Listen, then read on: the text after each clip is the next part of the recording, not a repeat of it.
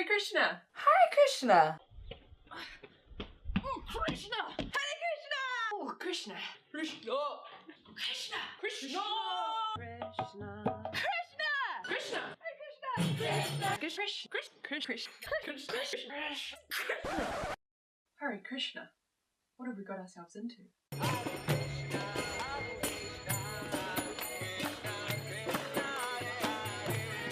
When most people think of the Hare Krishnas, they immediately imagine orange-robed, shaven-headed monks chanting down the streets.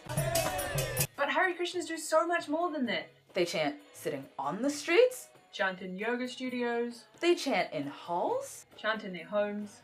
The list is endless. But seriously, there is a lot more to the life of a Hare Krishna than simply just chanting. Though, that is an extremely important aspect of it.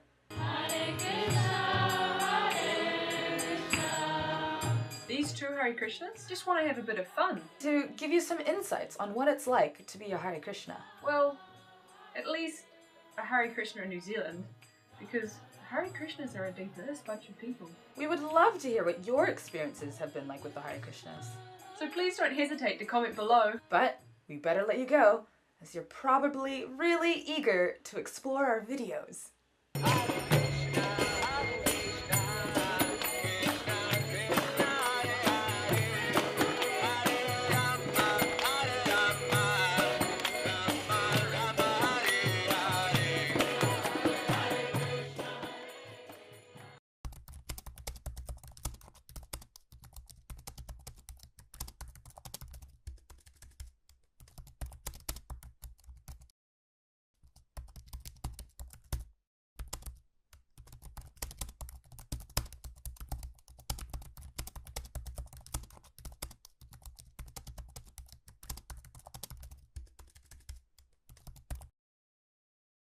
Let's talk about being a Hare Krishna.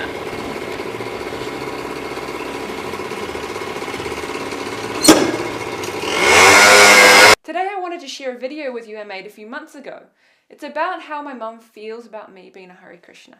Now I can understand some of her concerns because I took a year off uni to completely immerse myself in the philosophy. Why do humans have this ability to question? What's this rhyming? If I survive, I'm gonna find out the meaning of life! We live to eat, isn't it plain to see? I might not have been so great with communicating and spending time with her, but I've grown up now. Anyway, here's the 1-minute video about my mother. So I don't really know what my daughter's doing these days. I think she's chanting and doing quite a bit of yoga, which is good. I do worry about her being involved in a cult kind of religion, but I'd be equally as worried if she was being a Catholic. I know she's learning quite a bit, getting a bit of philosophy, but I don't think it's the be-all and end-all that she thinks it is. I wish that she would call more often and come and see her dog, Kes. I can understand, you know, she's busy with her study, so she's back at university, which is good, and she's also busy with the community. So I do worry about her future. I just want her to be happy, like most parents will want their children to be happy. We do have some interesting debates sometimes about life and the meaning of it all, but I do love my frustrating, filmmaking Hare Krishna daughter.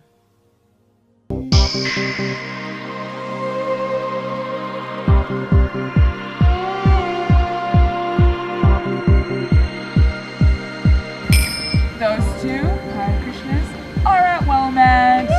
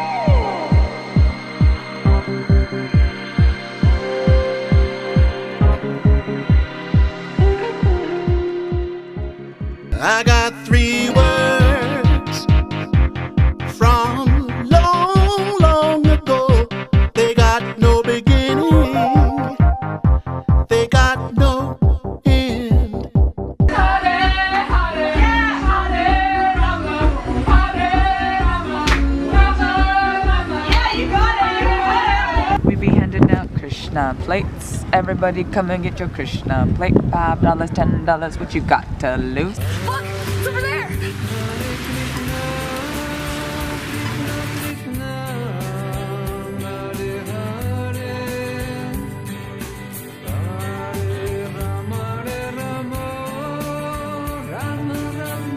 Those two Hare Krishnas are famous!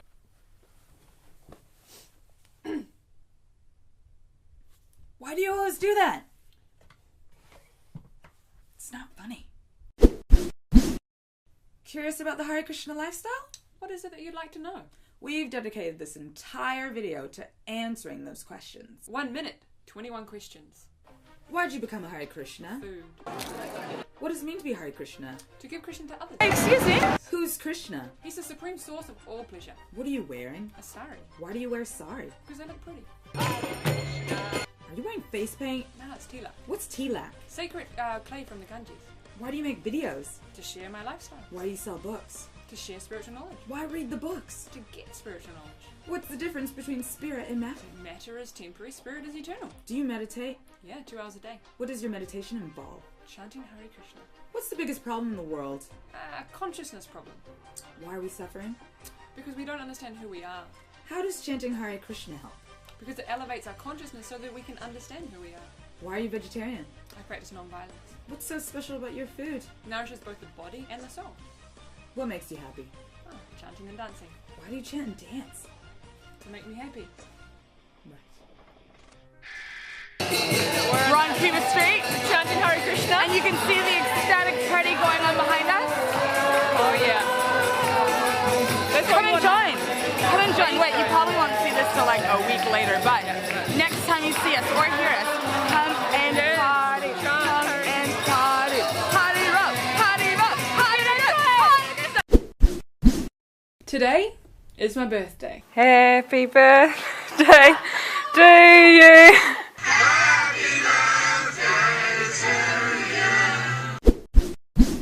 Another year older, another year wiser. Then I'll have to punch you. Boom, boom. Get out of my. Though my views about violence haven't really changed, many other things have. Oh, honey. You've grown so much! This really hurts my abs. Yeah, good for you. It hurts my whole being. Science tells us that every 7 years, every cell in our body changes. So basically every 7 years we have a totally new body. Which means that I have changed bodies 3 times in my life.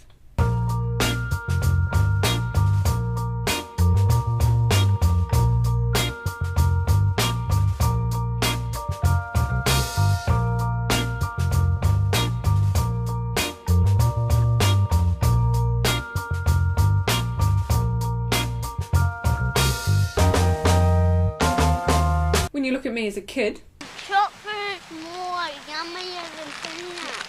I still think chocolate is more yummier than peanuts, but peanuts are pretty high up there. While my body is totally different now, I'm still me. I might be more intelligent, hopefully, but the essence of who I am remains the same. Check out this picture I drew. We all started here, right? Slowly growing, changing bodies, every day and every year until we end up here. But through that process, part of us remains the same. So some call that the soul, others call it consciousness, or the self. The practice of Bhakti Yoga is to explore the science of self-realization. Because the more you understand about yourself, the more you can relate to other people, the world around you, and you'll find far more inner peace. And without inner peace, you can't have happiness, right? We like to party. We like to party. What party are we talking about again today? There's been so many. I think the last party we went to was the one in Auckland. Oh, yeah. The road trip. Woo! How long did it take? Like nine hours.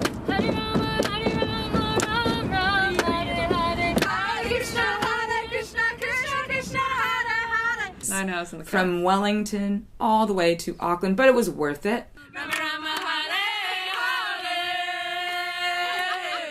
We held a big party for our spiritual teacher.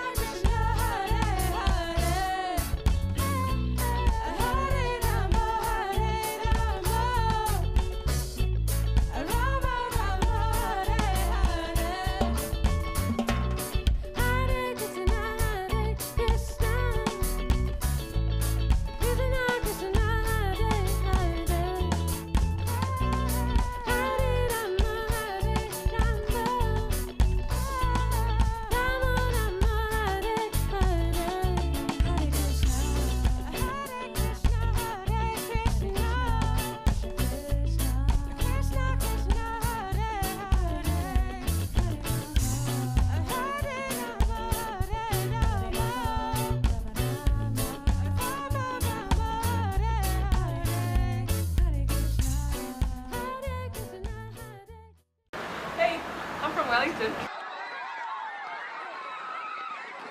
So there's basically no one on the street, so I'm getting a little delirious and gotta look for ways to entertain myself while I wait for one person.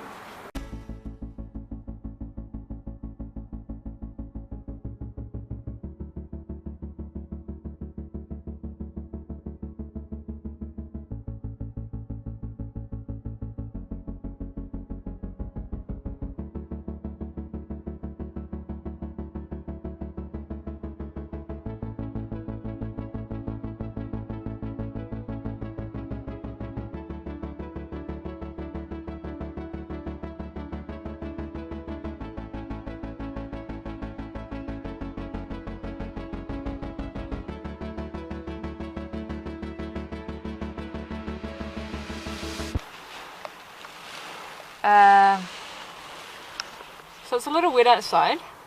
It's quite hard to sell books to people when the books are getting wet.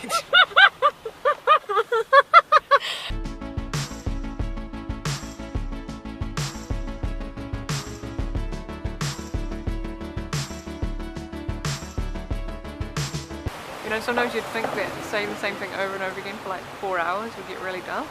Excuse me. Hey, I'm from Wellington. Just travelling around showing everyone these books about happiness, stress-free living. Have you heard of stress? But there's something really satisfying when you have really nice exchanges, conversations with different people.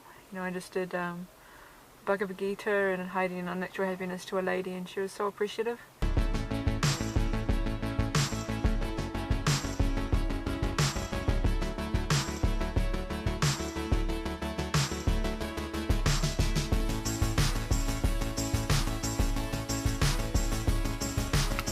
So it's the end of another day today, and again I'm pretty tired.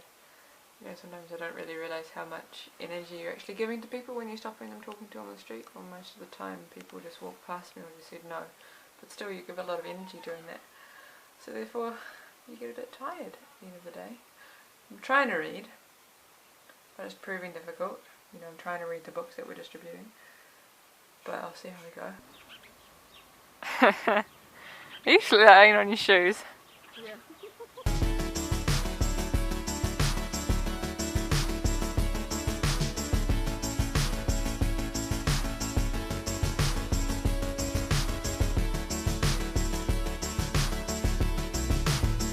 Okay, so this is what a Hare Krishna with a broken nose looks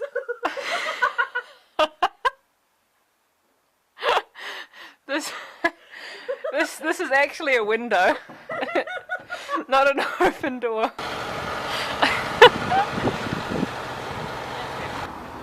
So that little black lonely car to the right there, that's our van, and Mundaranjan's in there sleeping, or trying to sleep, but it's a little bit difficult. So I've been a bit crook the last day and a half or so yesterday. Alright, so I'm on the street of Rotorua, a little bit apprehensive, 2 days being in bed, sick, and hopefully I meet some really nice, special people.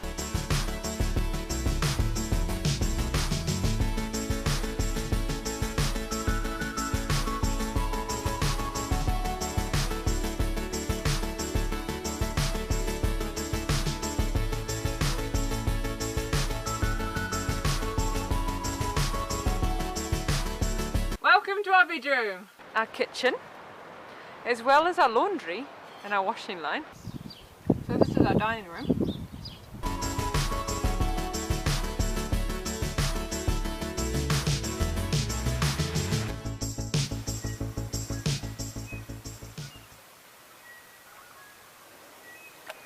This is where we're going to have a shower in the morning. It's about 5 AM and a little cold. Hare Krishna, Hare Krishna, Krishna Krishna, Hare Hare Ram, Hare Krishna, Krishna Krishna, Hare Hare Ram, Hare Krishna, Krishna Krishna, Hare Hare Ram. Mundaranya says my socks look funny, but I reckon I look cool.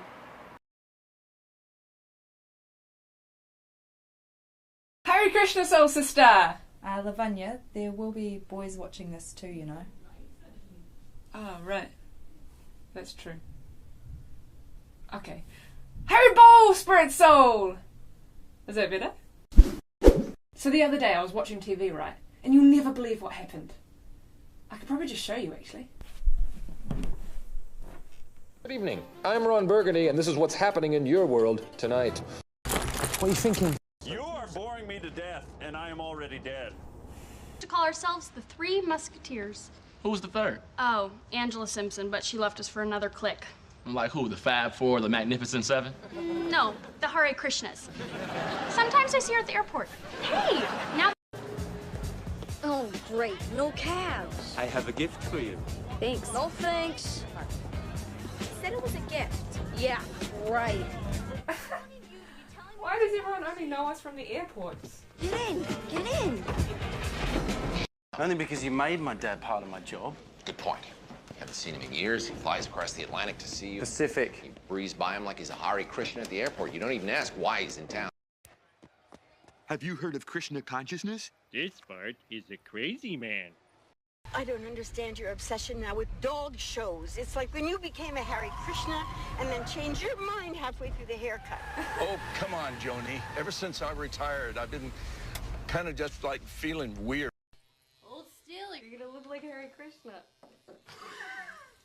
That's funny.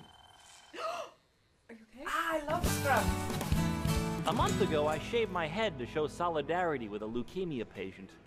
Of course, there were ramifications. Hello, I'm your doctor.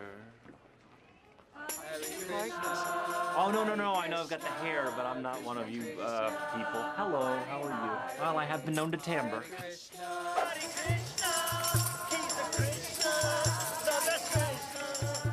After our tambourine jam, they gave me some literature, but I'm not the type that's easily sucked in by that stuff. Morning, Dr. Dorian. Praise be to Krishna. Does that mean my soul would pass to another human being, or would I come back as Woody a Allen moose, talk to the Hare snot Krishnas? rock or something? Take our literature, read it over, and think about it. Okay, thank you very much. You're welcome. Hare Krishna. Who are you kidding? You're gonna be a Krishna? You're gonna shave your head and put on robes and dance around at airports? Again with the shaved heads and bedsheet references.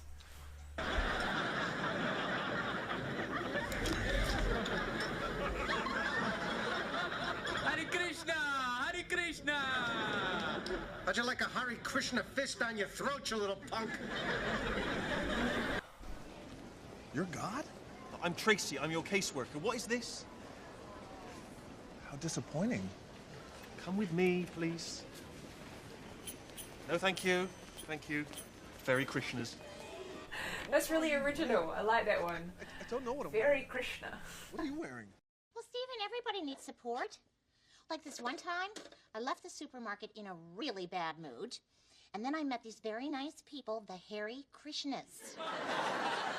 They sang me a song, they gave me some rice. It was just the little pickup I needed. You know, if I hadn't had to make dinner, I might have gotten into their van. Yeah, Mrs. Foreman. You like Hare Krishnas. Yeah, those freaks were hassling me once, too. So when they weren't looking, I stole 5 boxes of Thin Mints. Kelso, those were Girl Scouts. After the show, I spoke with a singer. He tried to hand me a pamphlet about Hare Krishna. I said, you gotta be kidding. Who the hell is this blue guy? So true, I imagine a lot of people think that. And then he said something special. Can't wait to start the facial reconstruction, see if anybody reported a blue man missing. Krishna has been depicted as having blue skin, but he died in 3102 BCE, so decomposition would be a little more advanced.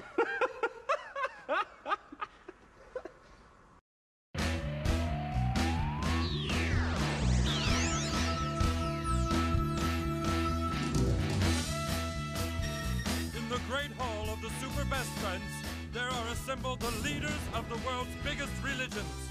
Jesus, Buddha, Krishna, Muhammad. Okay, I've had enough of this. It's gotten a little strange. What I found a little troubling was that subtle hint that Hare Krishnas were kind of crazy dressing up in bed sheets and chanting on the street. And I've realised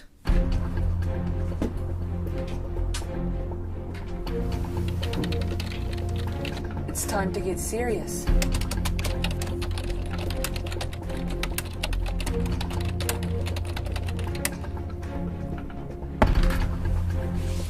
We don't simply hit the streets, dancing around to the beat. This lifestyle is very scientific, some may say quite specific. We learn the difference between body and soul, then confusion will never take its toll. We are very careful what we eat, fruit, veg and grains, but never meat. Our aim is simple, know thyself. All you gotta do is look at our bookshelf. The knowledge you'll find is one of a kind, because we learn the difference between the soul and the super soul. In that way, confusion ain't never gonna take its toll.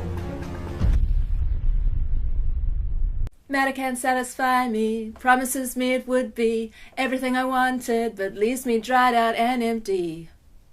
Where's the ocean of pleasure? I hear it can be measured, that nothing could be fresher than reconnecting with Krishna. Krishna! That was a sneak peek into a new song that a friend of mine is working on at the moment, and hold on. My spirit soul is transcendental, so what's the use in getting mental? It's not made to enjoy material things, nor does it experience suffering. The false ego combines body and soul, keeping you separate from the supreme whole. It's just an illusion of the mind, making sure that you stay blind.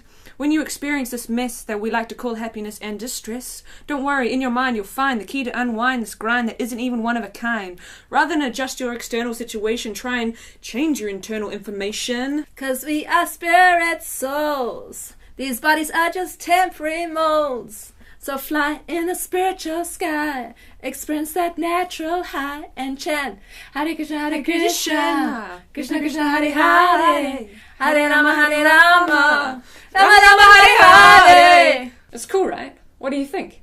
Comment below and let us know. Who knows, we might make it into a real song. Since this video is about Hare Krishna rappers, I thought I might share another video I've just done. You see, Samya and I are natural-born rappers. We rap about things if it really matters. Like how yoga isn't just about bending and stretching, it's about something deeper than what they're teaching. Real yoga's about the soul, body and mind. Let's take it deeper and see what we can find. Sounds pretty juicy. Tell me where and when. Student Union, 217, Thursday night, 5:10. Yoga and philosophy, combine the two in this yoga philosophy. Yeah. Yeah, I think I can pull off gangster quite well.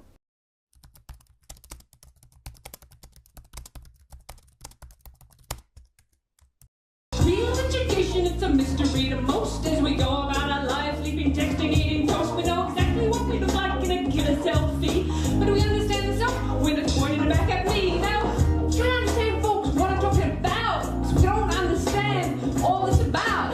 Come on now, listen to me, listen to my girl, Samya Mai. Knowledge is power, so please stand up. We're dropping real education, it's about to blow up. Schools ain't the teaching how to hit the daily grind. Get the real education, sugar sauce to the time. We're spreading spiritual science all across the nation. 'Cause real education is self-realization. Real education is self-realization. Real education is self-realization. Time wheel dancing now, our voices can find you. Who wants to spend the day locked in a line? Life is short, we just don't even got the time. Yeah, I always want to be living straight from the high. Girl, these bunches made us free us from the start. Hare Krishna, Hare Krishna, Krishna Krishna, Hare Hare, Hare Rama, Hare Rama, Rama Rama, Hare Hare. I wanna find that natural high. These mantra times got me feeling so elevated. Hello. Have you ever wondered how this all began? It all started with this man. I made this video because I am often quite embarrassed about my association with the Hare Krishnas. Because let's be honest, they can look kind of different and behave kind of differently. Hello, I'm your doctor. Oh, no, I know I've got the hair, but I'm not one of you people. Hello, how are you? Well, I have been known to timbre.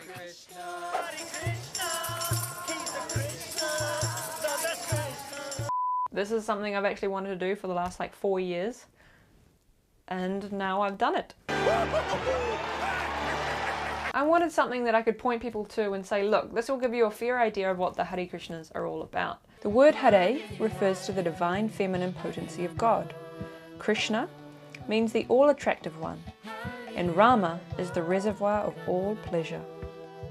I hope you find it interesting and informative. I obviously couldn't go into detail about a lot of things, but I feel like it kind of hopefully gave a pretty clear overview on what the religion's all about, because not many people really know.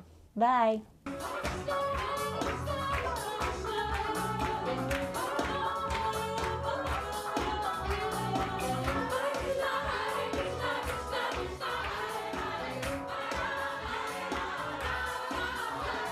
It's time for the moment you've been waiting for. Have you ever wondered how this all began?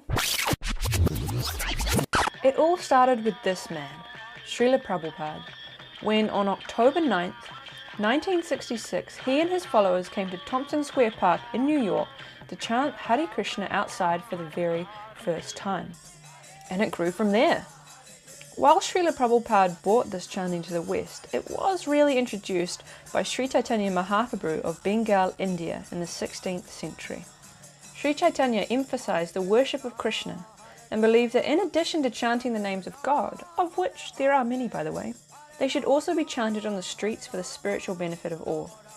Hence why you see Hare Krishnas always chanting on the street. Chanting means to keep association with God always. So you have to audibly chant Hare Krishna? Yeah. This is transcendental vibration. This transcendental vibration, or chanting, is called mantra meditation. Mantra means to deliver or free the mind. The word Hare refers to the divine feminine potency of God.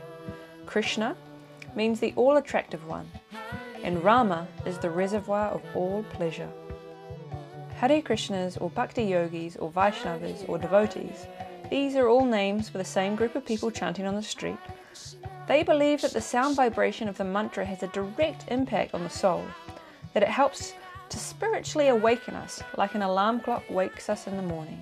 Devotees believe that a person doesn't need to understand the language of the mantra. They believe that the sound vibration transcends the sensual, mental and intellectual levels of consciousness and puts one directly in touch with the spiritual. At this point you might say, who cares about the spiritual? Well, everyone should care about the spiritual because we are all spirit souls. Let me elaborate. When you were born, you were a small baby, obviously. We grow from a baby to a child to an adult and hopefully into old age. Throughout that whole process, you are still you. You might gain some new skills, learn a new language, but it's still you doing that. You are driving your body. When I say this is my dog, this is my car, this is my hand, or this is my leg, I'm saying that I own these things. But these things aren't actually me. I am separate from them. If you saw me lying dead in front of you, I would imagine you would cry. Well, I would hope that you'd cry and say something like, "She's gone!" But in reality, my body would be right there in front of you. So really, the part of me that makes me me has actually left. Now that part of us some call our consciousness, the self or the soul. It is beyond physical perception because it's spiritual. If you understand this basic concept, then spiritual things might seem a bit more important, right? Because you would understand that you are actually spirit. This is the Hare Krishna's foundational understanding of life, that we are all spirit souls. There is no Hare Krishna without that understanding. The understanding that we need to awaken our spiritual awareness and identity. But we don't just have this life to do it in. When our body ends, our soul continues on to a new one, until we become spiritually awakened enough not to take a material body again. Instead, we would go beyond this material world. But that is a whole other explanation, perhaps for another video. Now, this is not a sectarian faith in a lot of ways, because devotees have the understanding that when they pray to Krishna, or when members of the Abrahamic faith pray to Allah or Yahweh, they are all praying to one and the same person. This is my mother, or my mum, as I call her. Now, her first name is Judith, but she goes by Linley, or Auntie Linley, or Sister, or Miss Hutton. She has a lot of labels, but is still my mum. Just because we call someone by a different name doesn't mean we aren't referring to the same person. I'm going to illustrate my next point using some scenes from a cute animation called Little Krishna. This is Krishna, the Supreme Personality of Godhead. Also known by other names, remember. The Vaishnava faith, or the Hare Krishnas, are monotheistic. There is ultimately one God, but he can expand himself however and whenever he pleases. You might be wondering, why is he a small boy? Why is he blue? Why is he playing the flute? All good questions, but again, that's really another video in of itself. But if God can create this whole world, if he can create you and I, then why can't he do other things too? According to the sacred texts such as Bhagavad Gita or Srimad Bhagavatam, Krishna oversees millions of demigods who are seen as administrators of universal affairs. These demigods are needed to run creation. They have a certain role, but just as a Secretary of State reports to the President, these demigods serve for the pleasure of Krishna. It is for that service that devotees strive for. Now we serve people every day. Our mothers, our fathers, bosses, friends, partners, anything we do for them is a service. This service can bring such great joy. It's our nature to serve, and that's because we were originally servants of Krishna, or God, but have fallen asleep, so to speak, and forgotten about that service. On Mother's Day, I used to love making my mum a nice breakfast in bed of pancakes and coffee. Sometimes I'd get her a newspaper to read, or flowers too. I did all this because I wanted her to be happy, and doing that made me happy. This is similar to serving God, but on a much deeper and ever-growing way. Srila Prabhupada is the perfect example of a servant. He was fixed on love of God. How else could someone of his age come to a foreign country, travel the world 14 times in 10 years, while also transcribing over 60 volumes of ancient Vedic texts to English, as well as training disciples, opening temples, and managing an ever-growing spiritual movement? As a young man, his spiritual teacher always encouraged him to write spiritual books in English and go to the West to teach people about the importance of chanting Hare Krishna. It wasn't until he was 69 in 1965 that he could board a boat called the Jaladuta and fulfill his teacher's request.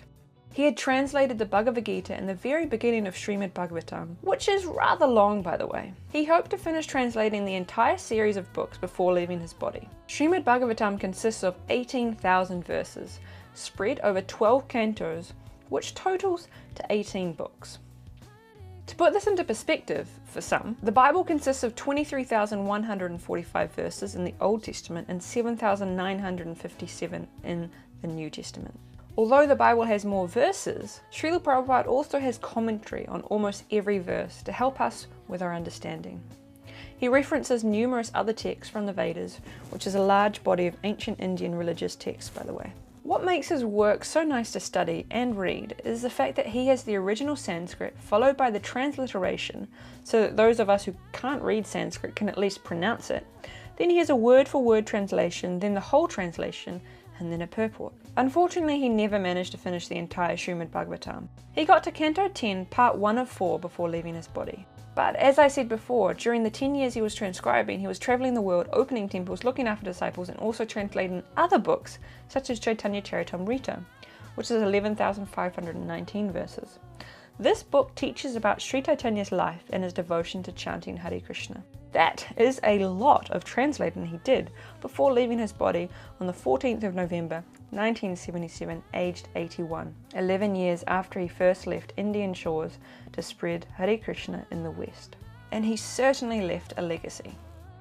Most Hare Krishnas are part of an organization called ISKCON, the International Society for Krishna Consciousness. Srila Prabhupada incorporated this on the 13th of July 1966 to formally begin teaching the West and the world about chanting Hare Krishna. For you to be officially part of ISKCON, there are a few requirements, 6 to be precise. There are 4 core regulative principles. The first is no meat eating, including fish or eggs. The second, no illicit sex. The third, no intoxication, including tobacco, caffeine and tea. And the fourth, no gambling. These principles are to help you stay focused on your spiritual practice, with your consciousness as clear as possible. I could go into details about those principles, but again, that's really a whole nother video in of itself. So those 4 regulative principles need to be followed, as well as number 5, chanting Hare Krishna. The official number is 16 rounds. A person uses mala beads, which consists of 108 beads to chant the entire Hare Krishna mantra on. The mantra is Hare Krishna, Krishna Krishna, Hare Hare. Hare Rama, Rama Rama, Hare Hare. And that is to be chanted another 107 times to chant one round. 16 rounds is considered the daily chanting standard, which can take between 1.5 to 2 hours. Once someone is consistently doing this every day, or even before they reach 16 rounds, they should look for a guru. So number 6 is to find a spiritual teacher and take initiation from him, or her. Last year it was officially announced that women can become initiating gurus, which is fantastic because it shows real growth for the society. Yes, I do believe that religions should grow according to time, place and circumstance. The essence of the philosophy is hopefully not lost, but some of the practical things could be altered according to what is normal in society. For example, women. In India, women were never allowed to be priests or on the altar doing deity worship. But when Srila Prabhupada came to the West, he allowed women to do those things, which was heavily criticized by Indians. But he knew that in order to grow his society in the West, he had to make some practical adjustments without losing the essence of the spiritual practice.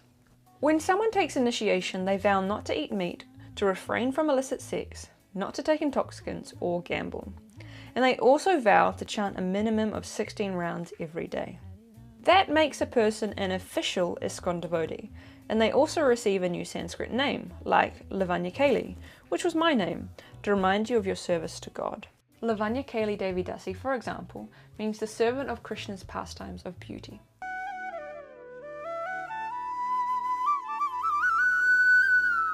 This is the religion that Srila Prabhupada brought to the West over 50 years ago, which stems from an ancient spiritual practice. And this video is the Hare Krishna movement in a nutshell, as much as I could. I hope you found it clear and informative, and thank you so much for watching. I am no longer a Hare Krishna.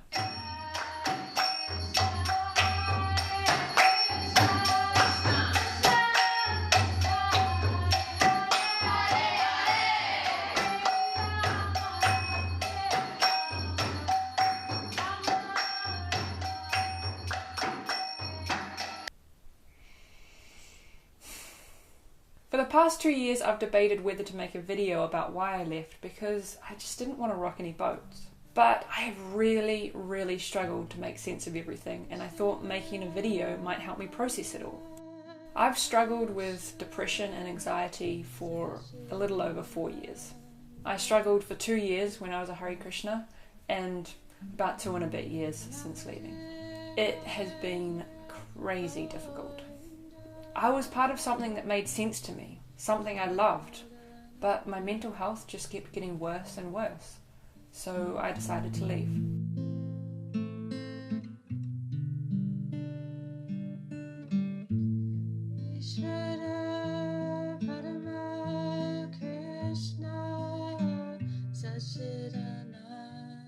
I will eventually talk about why I left, but this video is actually about why I joined. Then I'll make a video about each year I was a Hare Krishna before talking about leaving. I want to stress that these videos are not about slandering the religion. They are my reflections, and I want to be as respectful as possible. Growing up, I was not a religious person. It wasn't something I even really thought about. If it did cross my mind, I would always wonder, if God was so great, why did such terrible things happen in the world?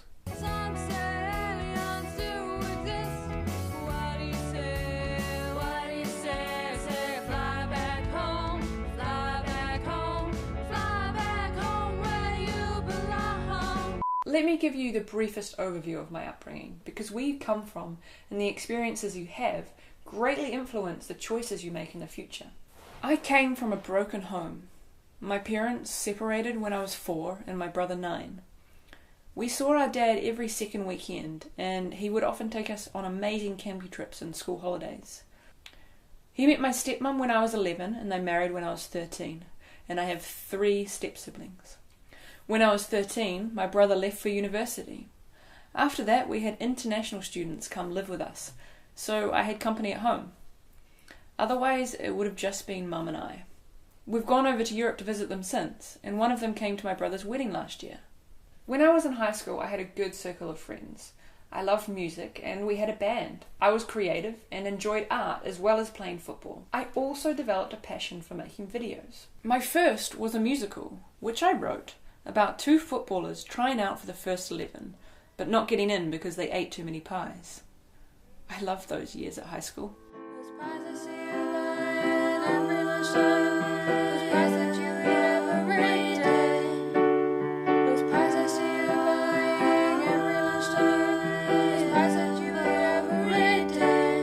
Then we had to decide what to do with our life, and university seemed the thing to do. Because I'm creative, I decided to study design, and I happened to receive a scholarship for Victoria University. I didn't like it, and I moved to a much better design course at Massey Uni. Now, because some papers cross-credited, it meant that I had 6 months in 2012 that I didn't need to go to university, so I decided to travel abroad. By this time, I was vegetarian, and I didn't drink alcohol.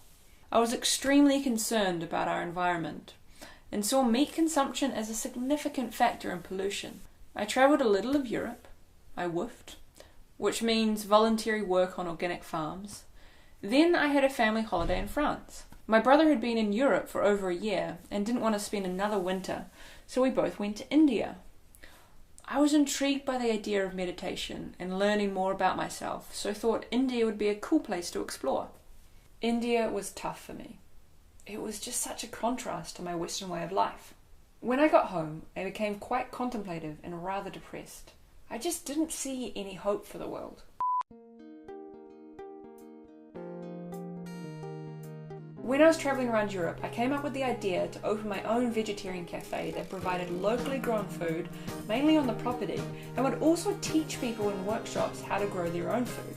I gave myself 10 years to make this a reality. I knew I needed more experience in hospitality, but I would only work in a vegetarian restaurant.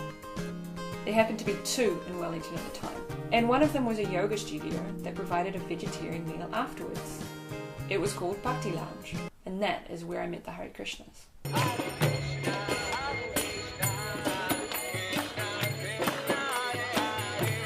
After the first yoga class I attended, the yoga teacher made 2 announcements.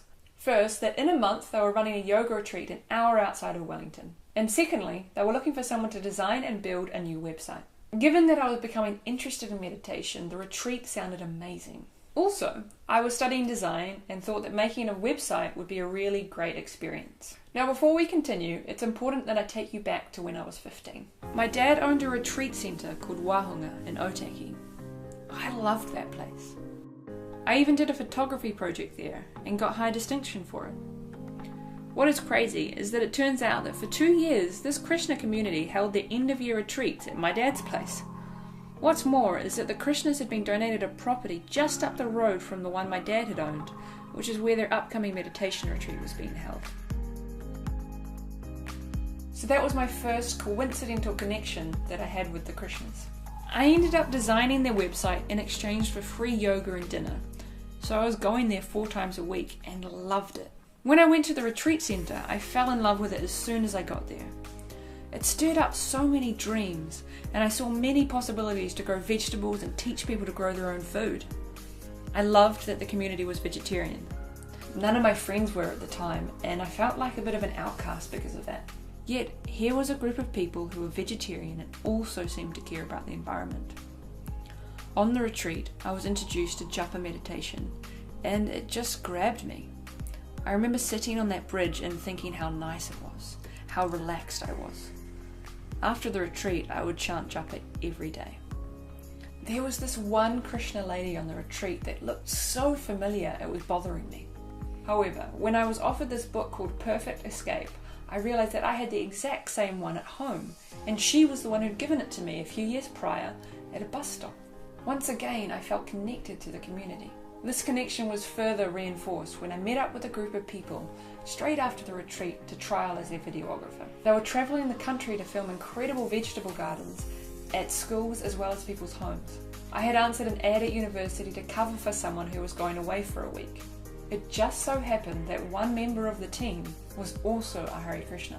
So I started chanting japa at the retreat, or chanting Hare Krishna, and I simply continued on this trial afterwards with the Hare Krishna that was with me. I was so surprised by the weird coincidence of it all. Then she gave me a book that really hooked me. It was called Divine Nature and talked about how being spiritually aware can help the environment. That is what ultimately made me interested in the philosophy, because it could help me in my desire to save the world. This book was my fuel to find out more. Another book that caught my attention was The Higher Taste, because it talked about the importance of vegetarianism, and my mum had it at home amongst her cookbooks. Yet another coincidental connection to the Hare Krishnas. Now, soon after I read Divine Nature, Devamrita Swami, the guru or spiritual leader of the Wellington community, came to town. In a workshop, he asked me what I wanted to do in my life. I said I wanted to help the environment. He asked how I would do that, and I said through videos. He then said, what would you put in those videos? I wasn't sure. He said that you can't help the environment unless you understand yourself and your place in this world. Once you do, then you will naturally work in harmony with nature. I was in awe of him. He just knew so much. And not just about spiritual things, but also worldly things. So those were the key events that led me to starting my Hare Krishna or Bhakti Yoga path. I hope you found it kind of interesting. Thanks for listening, and have a good one, eh? This is my third attempt to try and film this. In my previous video, I explored why I joined the Krishnas. And now I'm going to talk about my first year as a Krishna. The year was 2014. I was 22, young, and quite naive. Hare Krishna, Hare Krishna, Hare Krishna, Hare Krishna. Welcome to my first Krishna conscious video. I hope that made sense. I don't know if it did. I'm going to go have a swim. Something happened in those first 12 months of being a devotee that had a huge negative influence on my future decisions, as well as my mental health.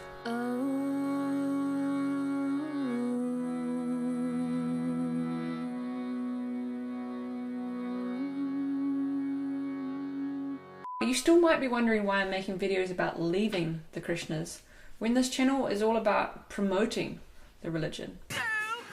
Exciting! Hare Krishna! I don't think that these videos are actually against the religion. If you think that the happy Haris are ecstatic all the time, then you're mistaken.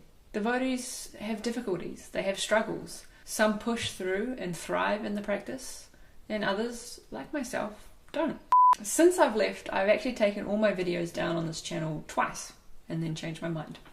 It's because I didn't feel comfortable having myself representing a religion when I was no longer part of it. So I decided if I'm going to keep those videos up, then I also want a series of videos explaining why I left and where I'm at now. I wanted to be honest.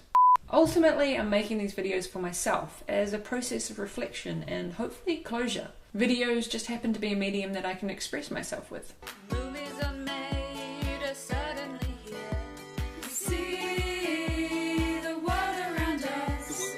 Darkness behind us is turning to dust. If these videos could inspire conversation, or if they could inspire reflection on yourself or your involvement in a community, or how that community could better support someone, then that's just an added bonus. Let's first go back to where I ended my previous video in 2013 when I was 21. Welcome to my first Krishna conscious rant. Class, teaching, class. Can't be a class, I'm barely a student. I went to the yoga retreat, started chanting, and didn't stop. I was in my third year of a 4-year honours degree in design, with my focus being on videography. One assignment I had was to reflect on a documentary. So I chose to reflect on The Age of Stupid, where one of my future mentors kindly played me 50 years in the future. It wasn't until a few years later that I realised how much she hates being in front of the camera. But she did it for me, because I was excited by the project and I was interested in Krishna consciousness. In the same class, we had to make a documentary, and I was determined to do mine on the Krishnas. It just so happened that a devotee who had recently moved to the community had had a headache for 20 years. And that was a really interesting hook that would be perfect for a documentary. So I just accept now that my life started 20 years ago, and those are the memories I've got. And it's like I can remember, it's like reincarnation. I can remember a little bit from my past life, but not much. Like I remember things from this life. In my past life I used to look kind of like I do now. Oh, actually, no, not really. I used to look different before my accident. It seems that because my personality changed as well, then my appearance took on my new personality. So I worked on this documentary for quite a few weeks and was coming to community events more and more often.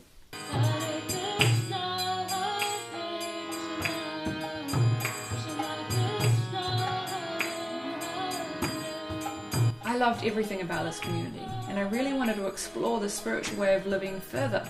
So I asked if I could move into the ladies' ashram.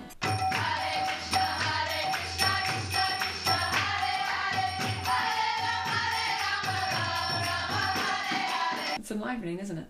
An ashram is like a spiritual community living together, or a household that has a spiritual focus. I still had a year to go on my degree, but I really wanted to take some time off to focus on my spiritual life.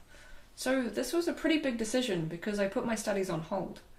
My family were obviously concerned, but they were pretty supportive. It's important to mention that at this time, my older brother was also becoming quite interested in the philosophy. He was chanting, and we both went to the end of year retreat together. It was a spiritual recharge festival that went from Christmas to a few days after New Year's. As usual, the community would start chanting around 5 AM, then there would be a morning program of prayers and kirtan. Followed by that, Dave Muridaswamy, the community's spiritual leader or guru, would give a class on the philosophy. Then we would have breakfast, some downtime, lunch, and another class in the evening, followed by about 2 hours of kirtan. It was exhilarating, and I felt like I had found my place. Now we're in 2014, and I'm 22.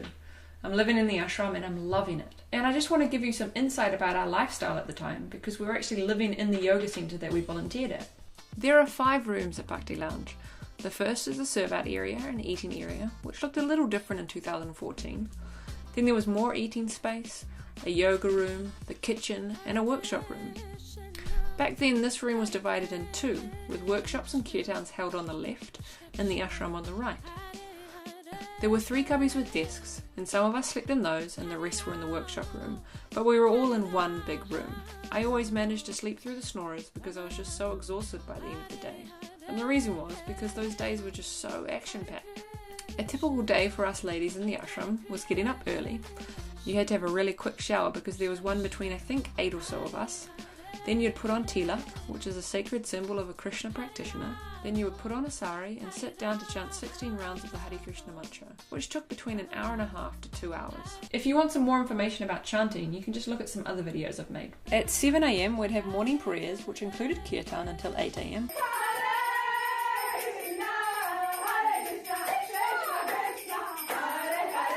Followed by a class on philosophy until 9. Just a little disclaimer. Pretty much none of the footage in this video is actually from 2014 because at the time I didn't really take any photos or videos of our lifestyle. We would then all have breakfast together and do whatever service had been rostered for that day. One of the ladies would be rostered to cook our breakfast and make our lunch in the morning. The service you might be doing varied from day to day. Bhakti Lounge was open for yoga and dinner or a special program and dinner Sunday through to Wednesday. So that meant ladies were rostered to tidy and prepare for the evening, to cook dinner, to greet guests, serve out the food and do the dishes. I mean, it wasn't just the ladies in the ashram who did those things. There was also a men's ashram who helped, married couples, as well as volunteers who did it in exchange for yoga. Now, Krishna Food served out delicious meals at Vic Uni during the day too. I loved Krishna Food because remember, I had my 10-year plan to run my own vegetarian restaurant, so I saw working at Krishna Food as an invaluable experience.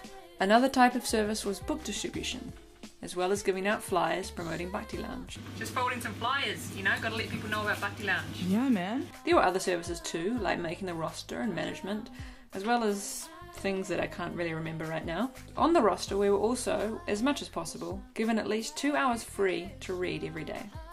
That is a huge focus of this community, reading, studying, and understanding the philosophy for your own spiritual growth, as well as learning how to preach the philosophies to others. I was the youngest practitioner at the time, both in age and experience, and I had the nickname Baby Calf, or Calfling, which I kind of liked. Now, at that time, this Calfling wasn't very experienced in cooking, but cooking is a big part of Bhakti, so I had to learn. One time, I was given the service to cook breakfast for the community on Saturday mornings, so decided to do porridge because, you know, it's relatively easy. I was cooking for 40, and I thought cinnamon would make it taste really nice. But being super inexperienced, I decided that a cup of cinnamon would be really good for 40 people. It was not, and I think many devotees left quite hungry that morning. I did get better at cooking. Anyway, my main service at that time much to the envy of some of the ladies I think, was making videos. I was so enthusiastic about making videos to teach people how to live in harmony with themselves as well as nature. The irony is that this series of videos that I'm working on now kind of illustrates how much I wasn't in harmony with myself. We just decided to come to you and just ask you one really important question. Why do humans have this ability to question? That is indeed a good question. Dave Maridaswamy encouraged me to make a video every fortnight. He stressed not to get caught up in the details, but just keep producing and refining my skills. He then asked me to film him whenever he was in town, giving a 5-minute short talk about the philosophy. That was an experience that I relished, but also terrified me because I didn't want to mess it up. I mean, I did in many ways. Often the framing wasn't great or the lighting very good, but he always said just to keep on practicing. So that was my main service. I got a lot of time to work on these videos. And that's why I had my own little cubby, because I needed a desk and some space to work. I think I made about 15 videos that year, which were intended to be talking points for presentations at Krishna outreach programs. It's also really important to talk about my love for kirtan and the mridanga. Now the mridanga is an ancient Indian drum, which is considered like the heart of kirtan. In our community there was someone who was really good at it, who kindly taught myself and some of the ladies the basics. My goal and dream was to become good enough to be able to play mridanga in the community or at outreach events and play kirtan that was really fast, enlivening and upbeat. It took a lot of practice, but I eventually got there. I got pretty good.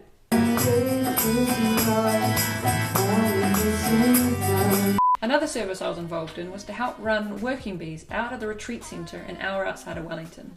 I did this with my mentor at the time, who was pretty pivotal in me becoming a Hare Krishna, because I admired her so much.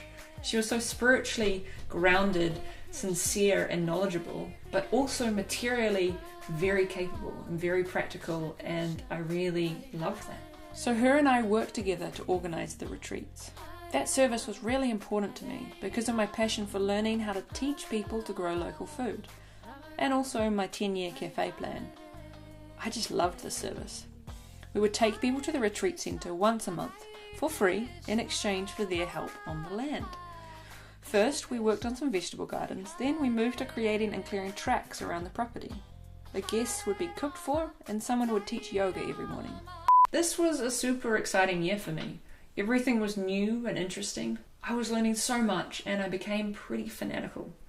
So much so that I would refuse to eat any food not cooked by a Hare Krishna. So that meant when I met up with my family for lunch or dinner, I would just sit there watching them eat. And that created quite a big gap between us because sharing food is I think it's very important for building and maintaining relationships. I was so fanatic that I didn't even eat chips, and I basically grew up on those. I love them. During this fanatical time, I developed a really unhealthy connection or obsession with a male devotee. This is quite ironic given my staunchness about everything else. He was super charismatic and gave me a lot of attention and made me feel like I could do and achieve anything. He once told me that when he first saw me in the community, he thought, I've got to get to know that girl. And at first, I was kind of flattered, and then realised that he specifically put himself in situations so that he would accidentally bump into me and say hi and make me laugh, and that is not okay. We were both told numerous times to stop talking with each other, but we didn't. I just couldn't control myself, and I had this raging internal storm inside me because I was so conflicted. I knew that I shouldn't be talking with him, I shouldn't be so mesmerized by him, but I couldn't stop myself. After months of this internal struggle and not being able to talk to anyone about it or be open and honest because I was ashamed or guilty, eventually we stopped talking.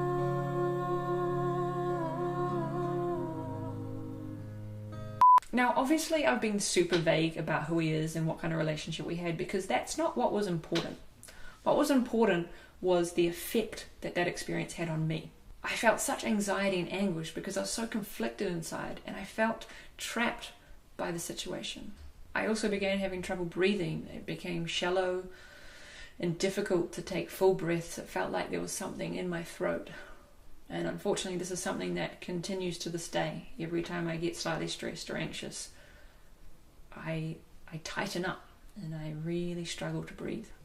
I did 2 things after this experience. The first was to cut my hair short for the first time because I really just wanted to change. I didn't want to be the person that I was before. The second thing I did was to go to Australia to be with my dad and stepmom because I just needed distance. I needed space to think and reflect. I still wanted to be a Krishna, but I just needed some time. Basically, the same day I arrived in Australia, Dave Maridaswamy, who had supported me throughout this whole thing, reached out and asked me to come back to Wellington in 2 weeks because he'll be in town. I wanted to show my sincerity. I was desperate to prove my sincerity, so I came back. I never talked with anyone about that devotee. I never expressed what I thought he meant to me or how I felt by the whole thing. I just kept it all inside. I brushed it under the rug. And that was a huge mistake. But that's hindsight for you. And realistically, at that time, I probably wouldn't be able to express myself or help myself to heal. That healing started a few years later. So that was my fanatical, enlivening, and pretty dramatic first year of being a Krishna. I don't really know how to end this video, so just have a good one, hey? Cinnamon challenge, take 1.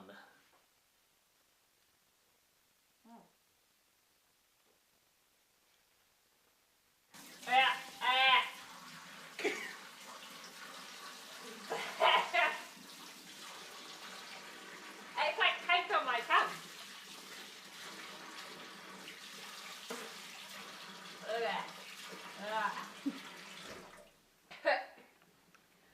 So, out of 10, Leah, how was that? 0. Welcome to year 2 of me being a Krishna devotee.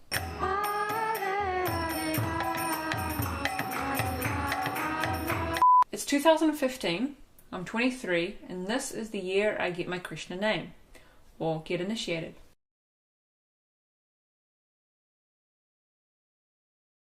Let's go back to the start of the year. My mum and I weren't talking for a number of months, and I can't exactly remember why. It probably had something to do with me being fanatical and quite intense. During that time I had this really big rash all over my legs, and interestingly, as soon as my mum and I started talking, the rash disappeared. I got a phone call from my mum one morning while I was doing yoga. My grandma had passed away. I deeply loved my grandma. She was the most soft, loving, caring, and kind-hearted person I knew. I am the winner, hip hip hooray, hooray! I went to the funeral, and while I was sad, I didn't really express those emotions. I tried to see things through a spiritual lens, tell myself that it's fine, she's just moved on to another body, and will have another life soon. It's totally normal. But I was kind of callous and cold because of that view. I didn't mourn like I should have. I truly cried for my grandma only last year in therapy. I actually recorded myself reflecting on that session shortly after because I needed to for uni. I explained how grandma meant she symbolized unconditional love.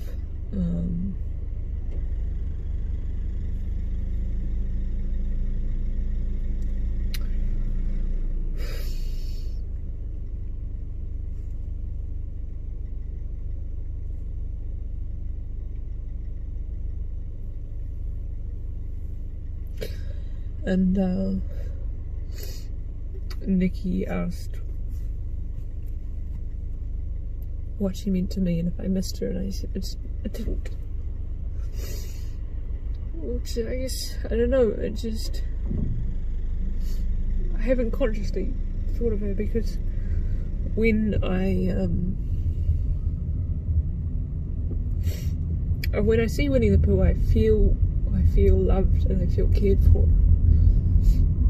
So it's kind of like she's not gone, even though she is, and I have so many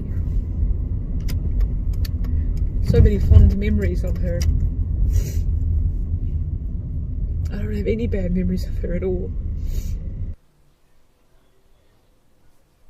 let's go back to the ashram. We have now moved into a new flat just up the road from Bhakti Lounge. It's got 4 bedrooms and there's about 3 of us in each, and we have bunk beds, so we're not sleeping on the floor anymore.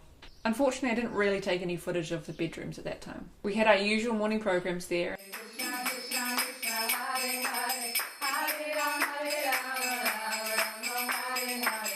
I've gone back to study full-time to finish my honours degree in design. We had a new ashram leader who I had a special relationship that involved a lot of bantering and arguing.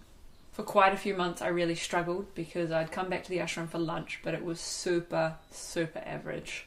Now, we had a lot of rules that we had to follow, so I always saw prasadam, or spiritually blessed food, to be really important. So if it's not tasty and satisfying, then I found myself being quite disturbed. Another thing I struggled with was that the ashram leader at the time was quite unavailable to talk if the ladies needed to, because she was really just focused on her own routine. A lot of us felt quite unsupported at the time, but it changed and it's an experience that we can just learn from. So I was doing my honours degree and I had this terrible mentality where I thought I was better than everyone else because I was a devotee and living a pure spiritual life. It was like I was superior to them somehow. I was judging them harshly, which made me kind of bitter and frustrated, instead of loving and kind. I decided for my honours project I would create videos that presented ISKCON, the International Society for Krishna Consciousness, in a more approachable or modern way. This is because I've always felt that ISKCON is quite dated in both its branding as well as general mood. It's stuck in the 70s and isn't really moving with the times. I'm sure some people might strongly disagree with me, but if the philosophy wasn't presented in a modern way, then there's no way that I'd be practicing Krishna consciousness at this time, nor would a lot of the ladies in the ashram. Anyway, it was because of my studies that this channel came to be. Hare Krishna! And because Ishri was such a great presenter and loved acting, I asked if she wanted to be involved. Hare Krishna! Oh, Krishna! Hare Krishna! Oh, Krishna! Krishna! Krishna! Krishna! Krishna!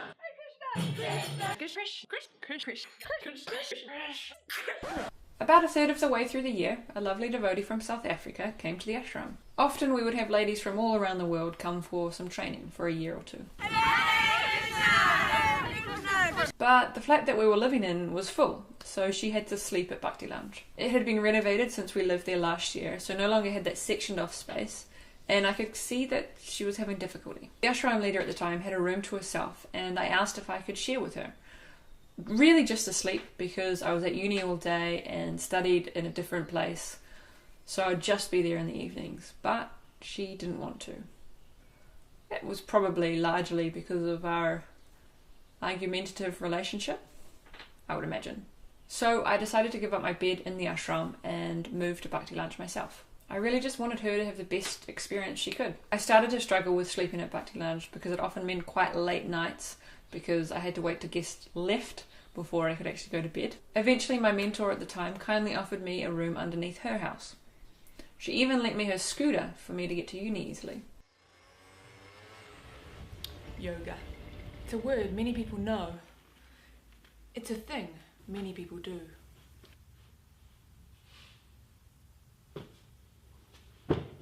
Around this time, I was told that I could get initiated at Srila Prabhupada's 50th anniversary of arriving in America. I was super excited because this would be the next step in my spiritual journey. However, I soon found out that on the exact same day as my initiation was supposed to be was my grandmother's burial ceremony. Now, I had to make a decision. It shouldn't have been a hard decision. It was between family or spiritual life.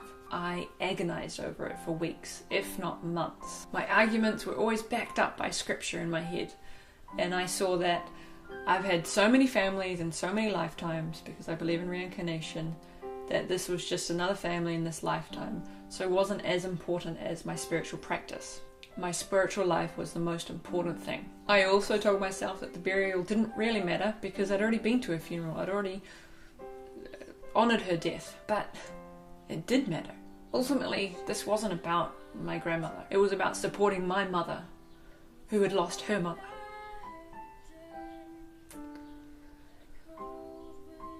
And yes, I might have had thousands of different mothers in previous lives, but I have my mother in this life, and she needed my support. She had supported me through my whole life. She had raised me, and she needed me now. But I chose to get initiated instead. I actually could have gotten initiated in a few months' time, but my pride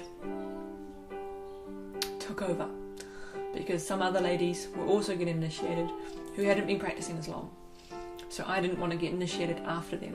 It was stupid, petty, and a silly decision. I know that your spiritual life is important, but so too is family.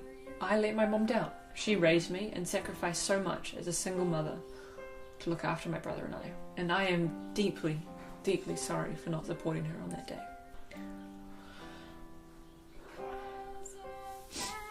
So I did go to the festival and get initiated. Everyone knows Leia. Her spiritual journey thus far has been very interesting. It's her sincerity that has brought her through. Sincerity and determination. And we thank all the mentors that she has for guiding her through various seas. Your new name is Lavanya Kaylee Devidasi.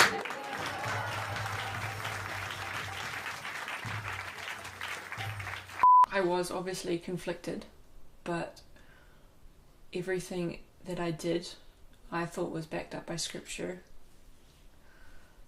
and was the right thing to do for my spiritual practice. I finished up my year at university quite disappointed because I got second class honours instead of first. In the first semester I was getting straight A's and A+, but because I was just so emotionally distraught or conflicted in the second half, I was very distracted. I began working on a brochure to introduce the Srimad Bhagavatam, which is basically an extended and more in-depth version of the Bhagavad Gita. It's really long. I was making the brochure because one of the leaders in the community invited me to travel around the country to try and sell Srimad Bhagavatam sets during the famous Christmas marathon. This is a time where Hare Krishnas all around the world would focus on trying to distribute books before Christmas. Now, before being a devotee, I had this dream to travel around New Zealand to get experience working on different farms for growing vegetables. So the idea of travelling in a van was really exciting. Also, I idolised the devotee I was travelling with a lot because she was just so kind and loving, selfless, and clearly loved Krishna. She was also really amazing at leading kirtan. I just wanted to be exactly like her. Hare Krishna, Hare Krishna. So we travelled together for 2 weeks, going to different towns, doing these programs, as well as distributing books on the street.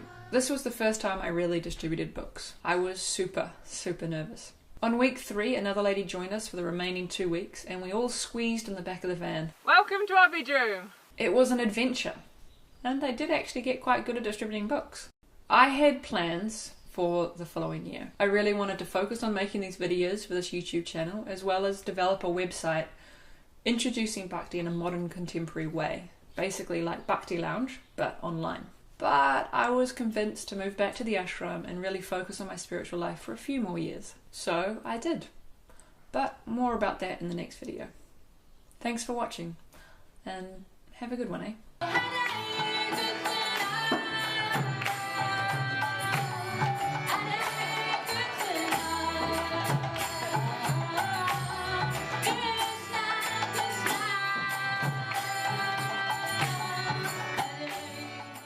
Welcome to year 3 of me being a Krishna devotee.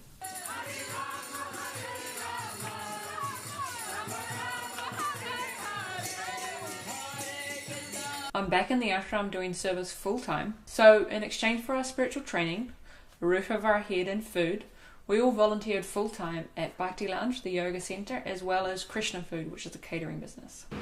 So as well as distributing books, we're also going to show people where Krishna Food is. Hopefully people will come from here to here. I was pretty solid in my spiritual practice at that time. I loved studying the books. I had read all of Srimad Bhagavatam and was starting on Sri Chaitanya Charitamrita, which talks about Lord Chaitanya, who advocated the chanting of the Hare Krishna mantra. I am a super organised person, so was given some management responsibilities. I started managing the ashram's finances, which wasn't too hard because the flat we lived in was owned by a devotee, so our rent costs were quite low. I started to manage Krishna food, which I really loved because remember my 10-year plan was to run and own my own cafe, so this was a fantastic experience for that. I also started to manage the marketing at Bhakti Lounge, so making the posters, making sure that the posters are distributed all over the place as well as put online, other things like that. I'm a graphic designer, but in terms of marketing, I really didn't know what I was doing. But I did try to do some courses online. At this time, Krishna Food was a kiosk on one campus at Vic Uni.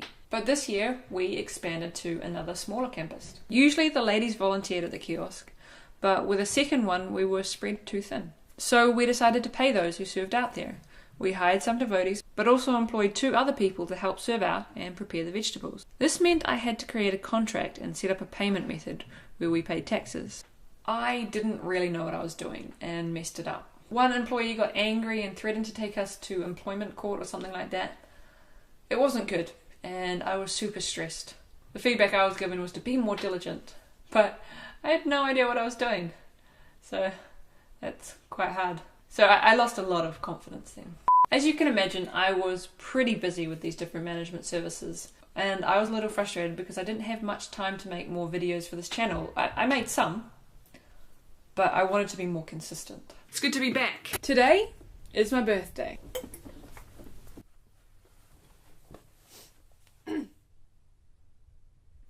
Why do you always do that? It's not funny. I began leading Harinam, which is the chanting on the street. Lavanya Kaylee, check it out. What? It's us.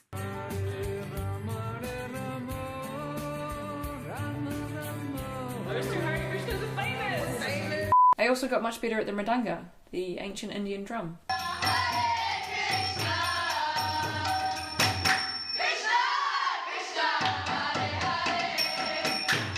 I do want to mention Soul Feast, which is a program we run on Sunday nights at Bhakti Lounge. It was always the highlight of my week. I really loved it. We would start with a slow, mellow kirtan with everyone sitting. Then there would be a presentation on something to do with the philosophy, followed by a kirtan that was a little bit more upbeat where people would dance. Then you'd have to wait in a super long line for dinner because the program was so popular and the food was really good. And after that we would have another rocking kirtan. The program was just so enlivening. Sometimes at Soul Feast we would put on a play before the talk which gave the presenter something to kind of reflect on or talk on. The girls in the ashram were very creative, and throughout my years as a devotee I was involved in quite a number of those plays. And in every single one I played a man. I like to think that it was because I was a really, really good actress.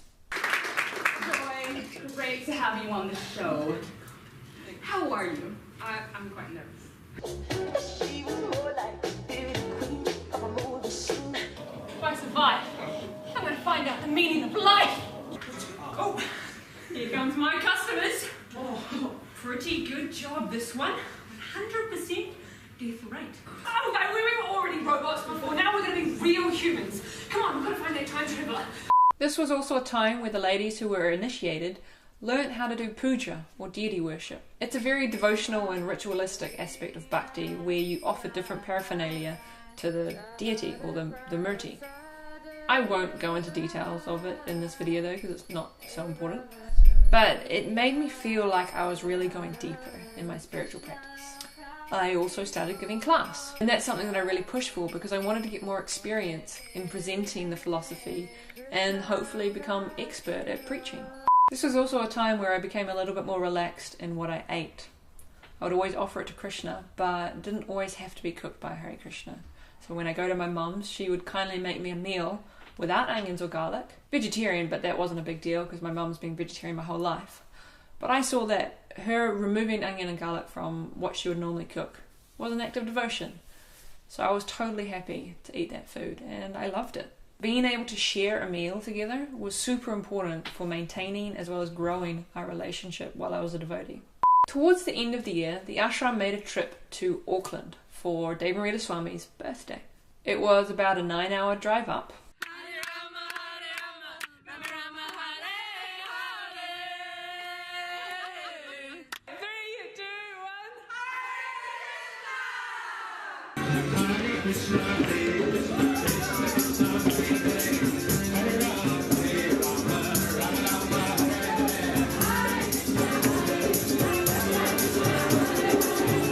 Then we would sleep at the Hare Krishna school, which was next to the temple, and spend the day celebrating his birthday.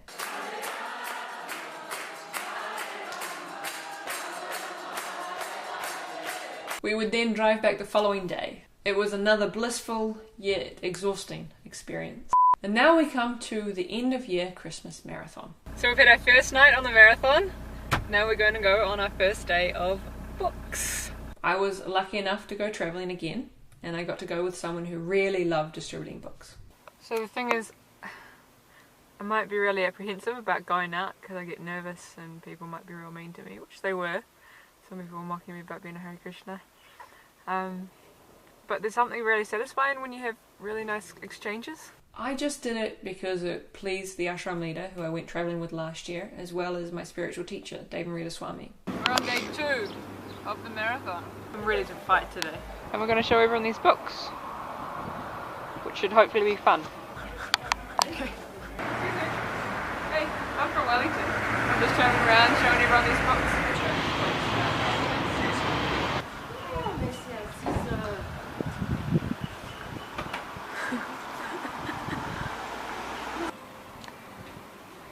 I look cool, right?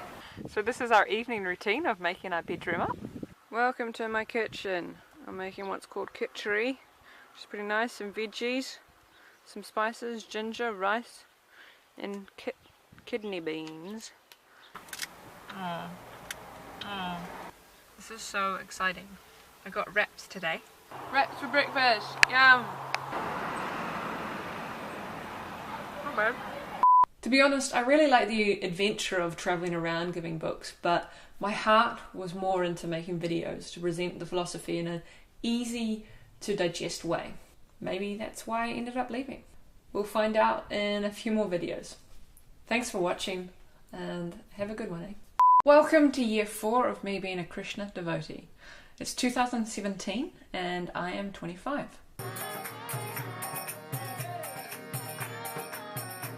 This was quite a significant growth period for the ashram because we moved into a much bigger flat just below the flat we were living in.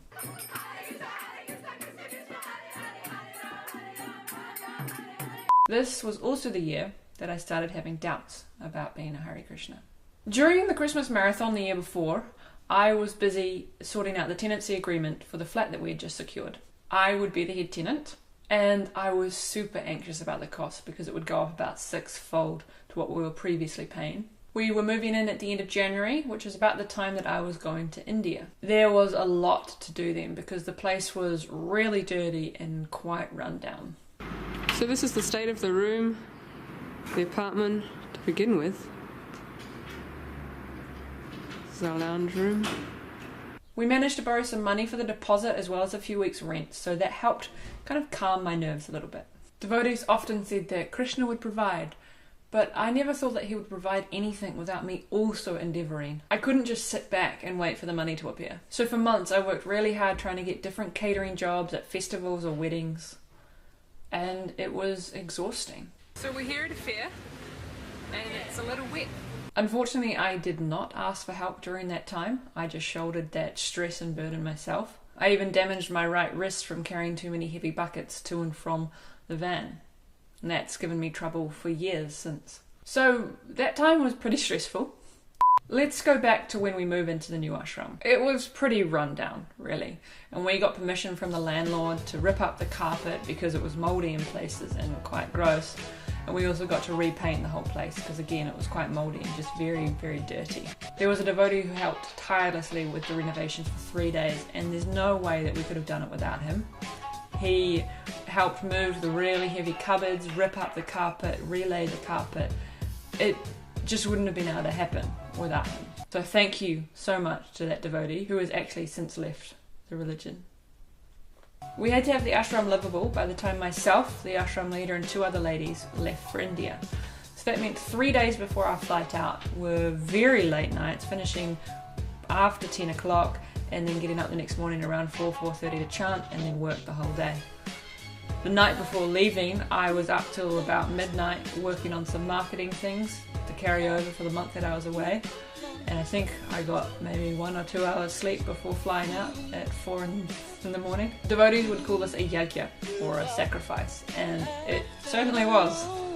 I had a better experience in India than when I went with my brother a few years prior. I didn't do much filming because I just wanted to focus on my spiritual practice. A few devotees recognised me in a temple there because of this channel, which was quite a strange experience.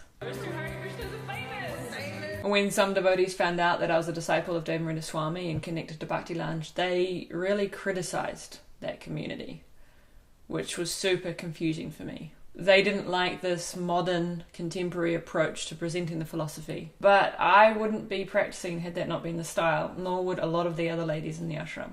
I was all about presenting bhakti in a modern setting. Check out this picture I drew. We all started here, right? That experience did disturb me a little bit. It made me feel quite disconnected from ISKCON as a whole.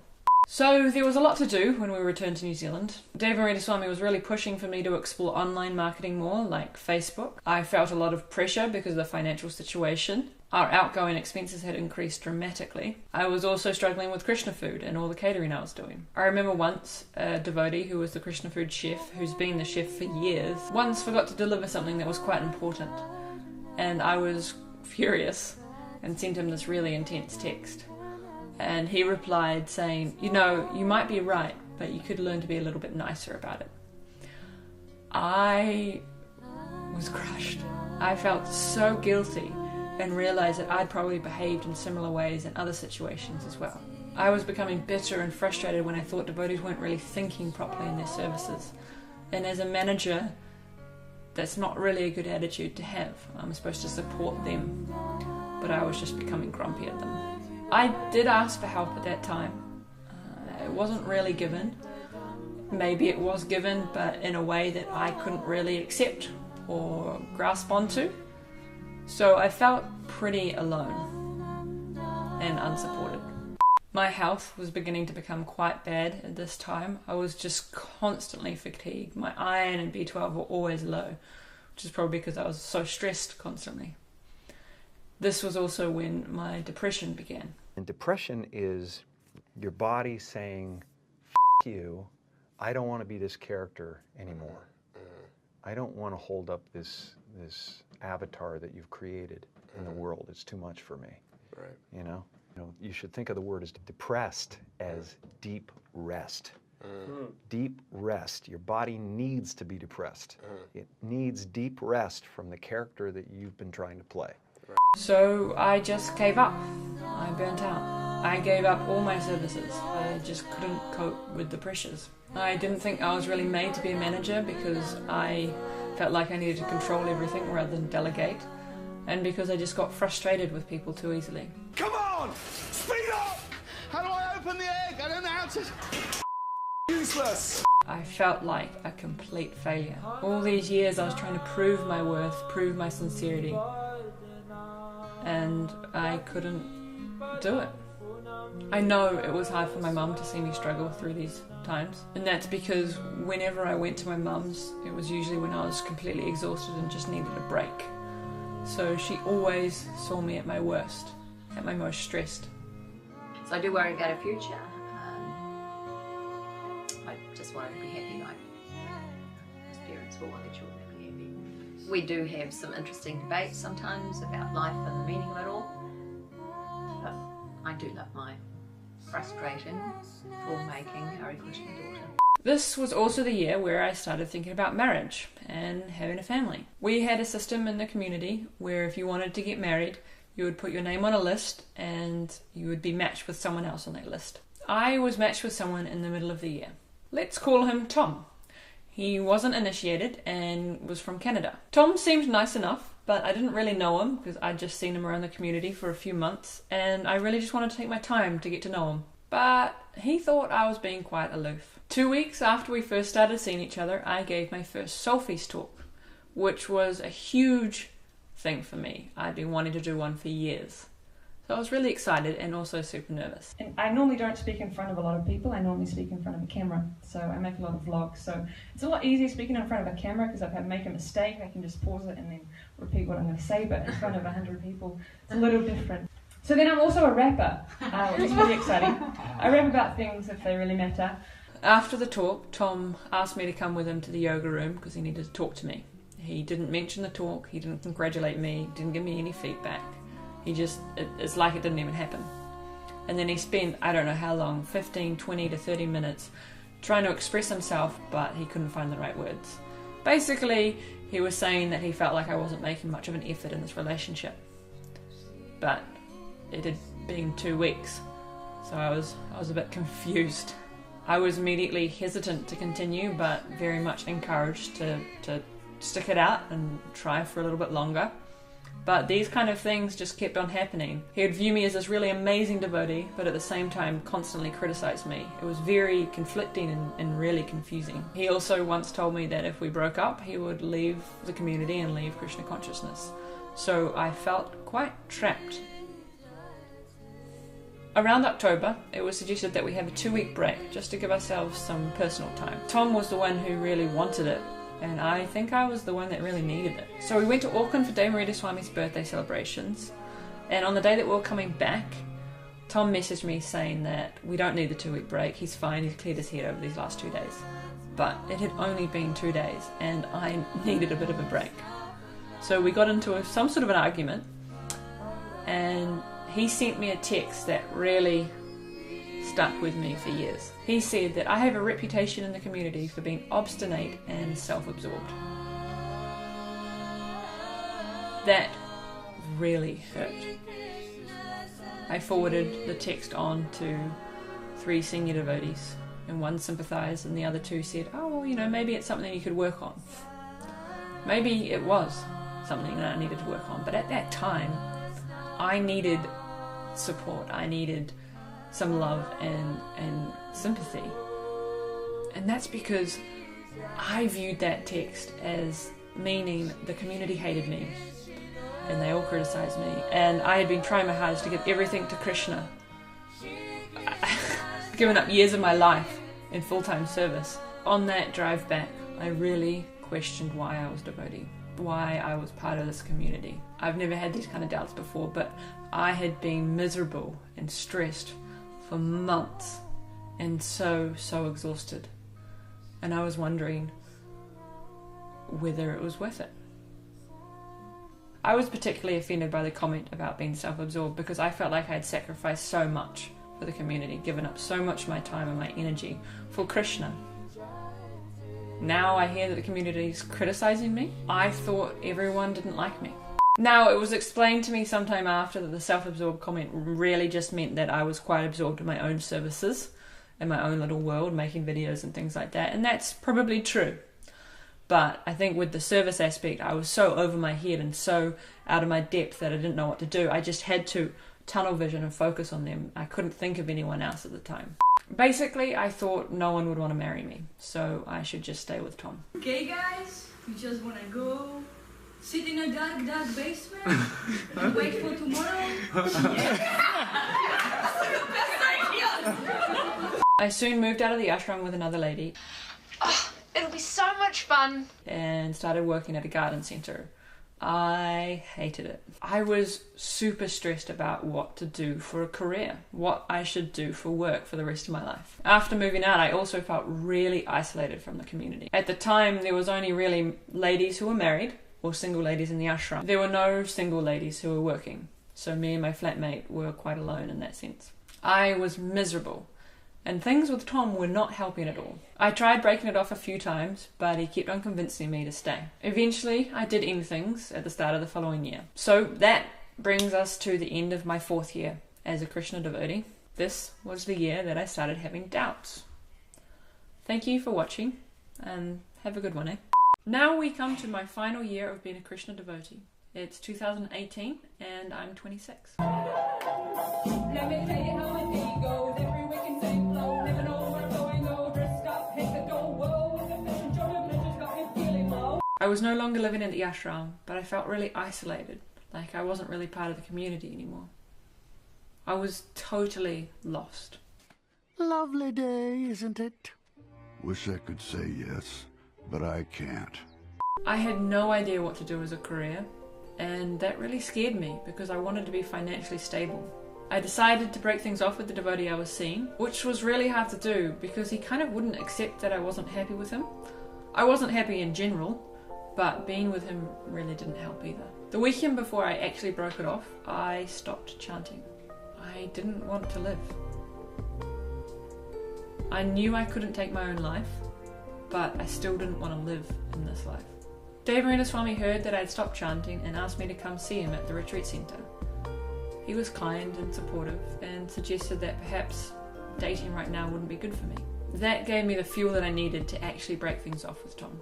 I begged to come back to the ashram. I really wanted to focus and reignite my spiritual life.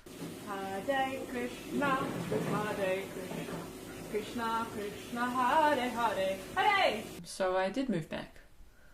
But I think it was really because I was scared of being in the real world, so to speak. It was a different experience for me because I was no longer in management, so I didn't have the stresses that I had previously. But I still found it quite difficult. I needed to be more mentally engaged, but any sign of stress, I couldn't cope. This was when I started to take antidepressants to try and help with my mental health. I started to see a therapist. I didn't like them because they suggested perhaps I should stop chanting, so I didn't trust them. And then I saw another therapist who criticised something about the community, and again I didn't trust them. So I was very distrustful at that point of anyone who might tell me to stop practicing Krishna consciousness. But that meant that I couldn't actually work on myself and the issues that I was facing. Despite me being really angry and upset that these two therapists might have indicated that I should take a break from my spiritual life, I began to have doubts. I again had thoughts about leaving the community, but what would I do for work? Who would I hang out with? I dropped all my friends years ago, something that I deeply, deeply regret. But if I left the community, then I would be nothing. Who would I be? Those were the kind of thoughts that were going on in my head at that time. During this year, I was engaged in a fun service at Yoga Lounge. Yoga and philosophy, combine the two in this yoga philosophy. Yeah. And it was a lot of fun. I was also involved in monthly yoga retreats.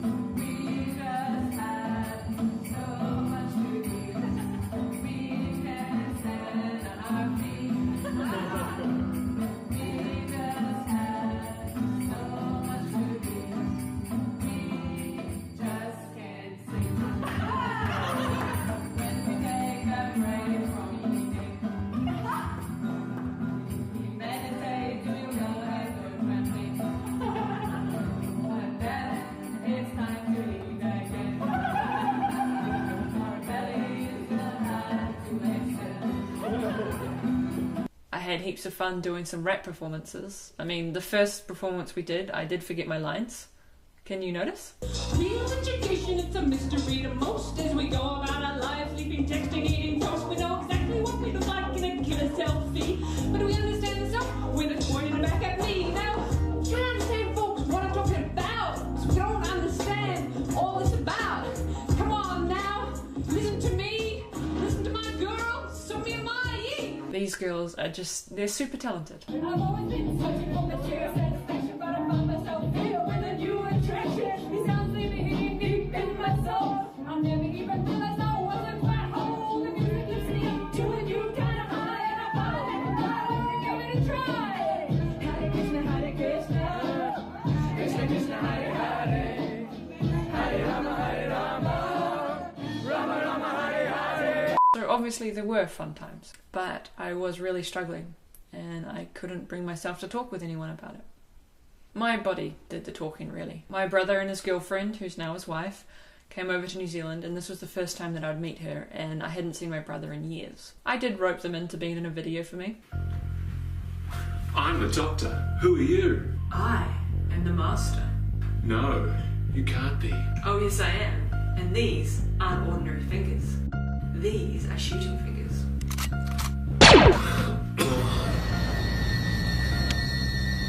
Oh no, I'm a girl.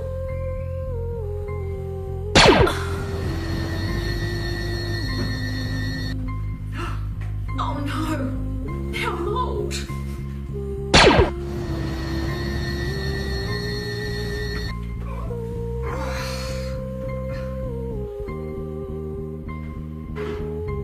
Hang on a minute.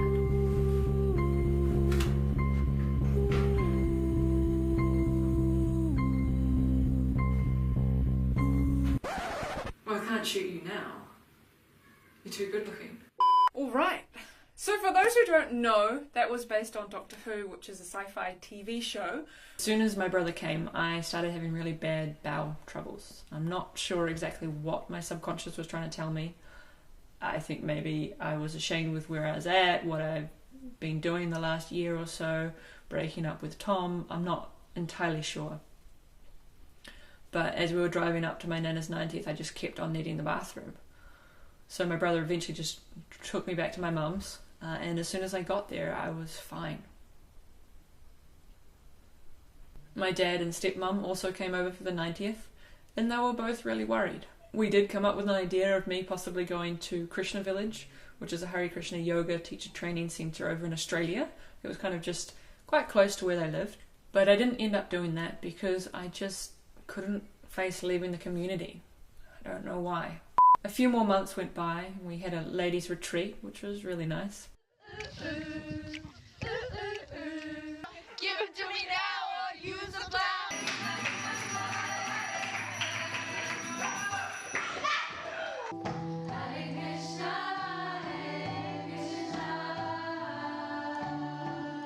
But then I just snapped. I needed to get out of there. So I went to Australia to do the yoga teacher training. It was a lovely course, and I was really interested to see a different flavour of bhakti, so to speak. I met some lovely devotees and found that Krishna Village was so beautiful.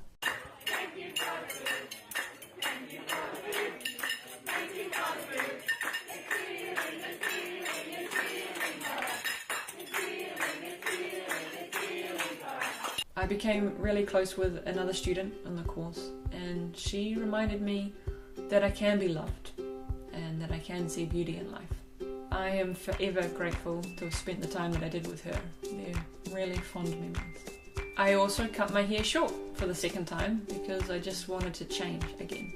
I had intended on staying longer and volunteer at the next yoga course, but my grandfather was really sick, and I decided it was more important to support my mum because I hadn't really been there for her when my grandma died. So I moved to Auckland because I just really wanted a little bit more space. I also decided to stop practicing bhakti to work on my mental health. I was lucky enough to have family friends in Auckland who I stayed with for a long time as I slowly got back on my feet. They were so generous and kind, and I am so grateful for them and their support as I tried to just figure myself and my life out. I started to see a therapist at the beginning of 2019. It was really nice to talk with someone openly and honestly about my experience, especially because they just had no agenda. They were just there to support me without trying to make me stay in a religion or not. That's when my healing journey really started, and hopefully a bit of growth. I got a job at a bank. What we can give, not what we get. And found that 2019 was a really difficult year because I had no community, I had no friends, I had no sense of purpose. I was constantly conflicted. Should I go back? Should I start practicing again? Should I not? I didn't know what to do. There was one point where I was really low again and wanted to end my life. I thought about it very deeply, but I could never act on those thoughts. But I just hated where I was at. I was completely lost. I eventually bought a car, and for the first time actually felt like an adult. And I saved, and I finally got myself some wheels.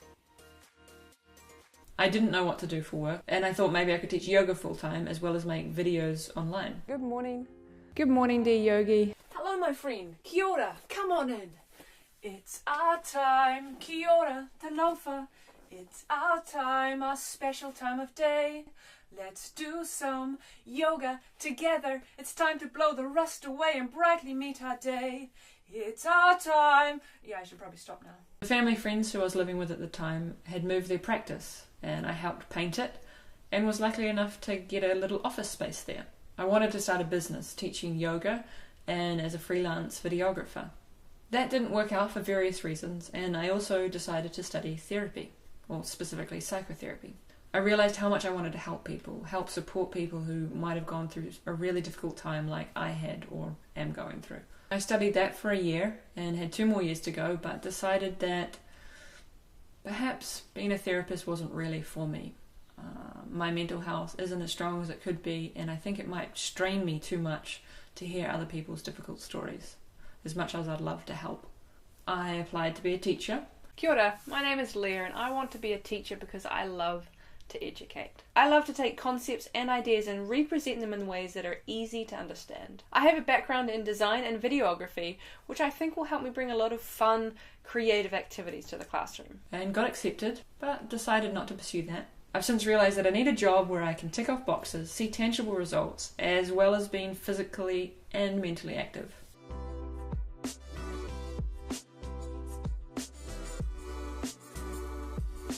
So I still haven't got a career that I've actually settled on yet. I'm currently a mental health support worker where I run health and wellbeing activities. Back onto the chair. Oh. Just after the big lockdown in 2020, I decided to get a dog. This is because I really felt like I needed something outside of myself to look after, because I was not looking after myself. That was the best decision I've made. It was really nice because my mum also bought a dog at the same time, who happens to be my dog's sister. So they get to catch up whenever I go down to Wellington. My dog gives me so much love and happiness, which I really need at this time of my life.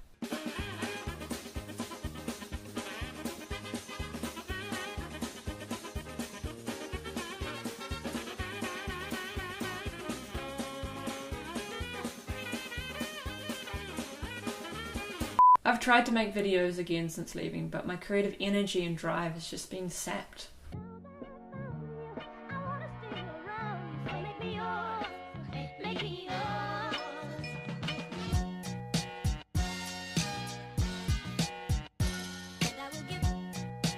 I don't have the same passion anymore, which is unfortunately what depression does to you. It removes joy from the things that you previously loved. But I'm on a path of healing and finding myself again. In 2019, I constantly had this mental turmoil. Should I go and be a devotee again, or should I just stay and work on my mental health? It was quite difficult to live with. It was actually when I went to Vietnam for my brother's wedding that I realised that I'd made a good decision for my mental health, that this was really good for me to reconnect with my family and myself and just be happy and relaxed.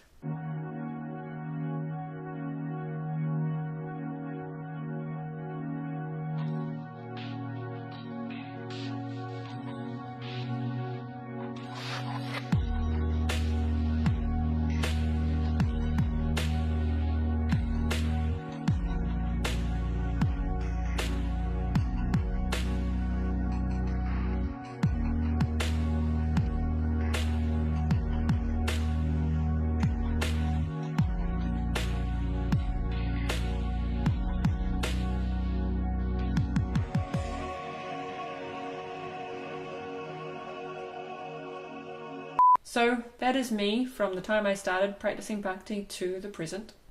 In the next video I will try and articulate the reasons why I left a movement that just seems so happy, carefree and joyous. Thanks so much for watching up until this point, and have a good one, eh?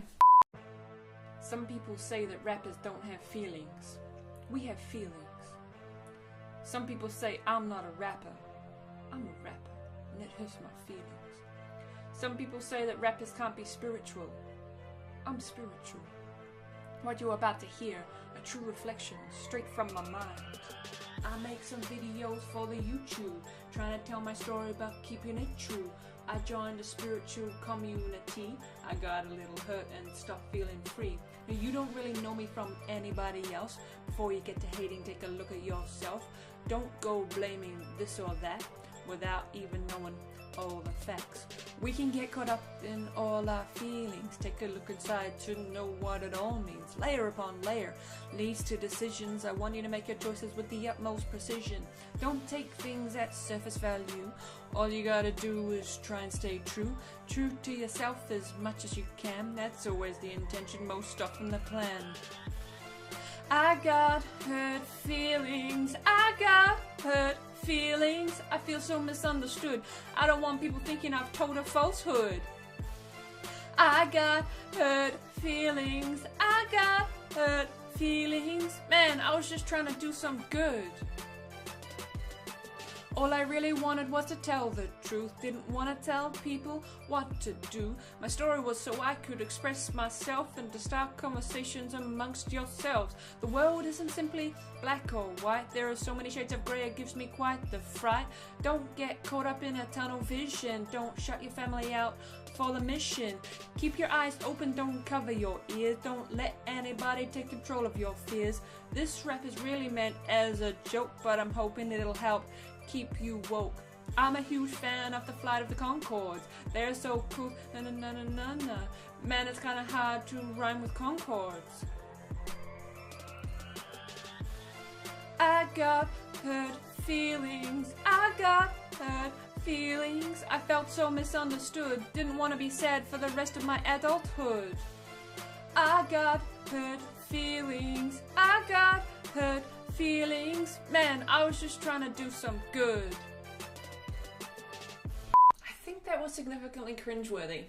I wanted to make the chorus of that song to be the start of video 7. The final video. I got hurt feelings, I got hurt feelings. I feel like a prize asshole. No one even mentions my casserole. And then I just started procrastinating. But then I started procrastinating and wrote a whole song. It made me laugh and I had fun doing it. Since I haven't actually finished the final video yet because it's being quite elusive, I'm just not able to craft it in the way that I wanted. I thought I'd just make this video for a little bit of fun and share it with you. Also, since you stayed to the end of this rap, it means that you must be somewhat invested in the journey that I've been sharing over the last 6 weeks. So, I thought I would ask you for some questions, and I'll answer them in a Q&A video. I'm sure the last 6 videos, or perhaps the whole channel in general, has brought up some questions for you. So, why don't I specifically answer them? All you gotta do is comment your questions below on this video, and if there's enough engagement, I will make a Q&A video. That could be something interesting. I'm also working on another video which talks about cults, because I can see that my use of cult in this video series has not been appreciated by a lot of people. So I kind of wanted to address that and really break down what a cult actually is. More specifically, what a destructive cult is. Now, I don't label ISKCON or any Christian communities as cults in this video. It's more that I give some specific guidelines as to what a cult is according to research, and leave it to you to make your conclusions about whether something is or is not a cult. Me working on that video about cults is probably why I'm a little bit delayed with video number 7 and why it's not really coming together how I wanted, but that's alright. There'll be another 2 or 3 videos to come. Thanks so much for watching, and have a good one, eh? Whew! We've made it! We're finally at the finish line of this series. The finale. The juicy part, maybe. I'm so excited! You might have noticed that I've been very careful as I tell my story. And this is because I want to honour the great experiences and connections that I did have in the community. I love and respect so many of the people there, and I don't want them to feel like I'm saying, it's all your fault, I blame you.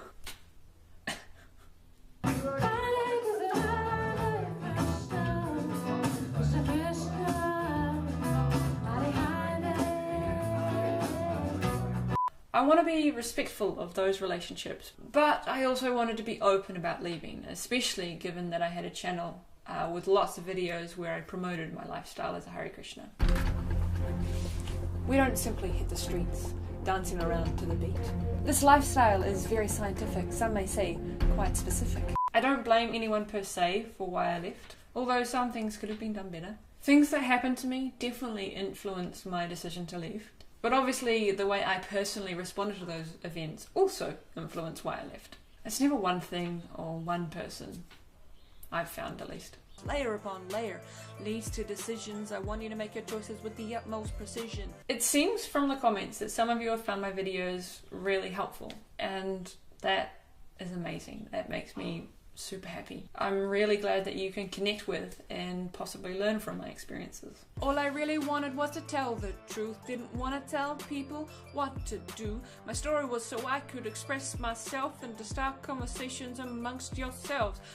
But I also want to stress that please don't take these videos as a lesson not to ever join an ashram or have that full-time spiritual experience.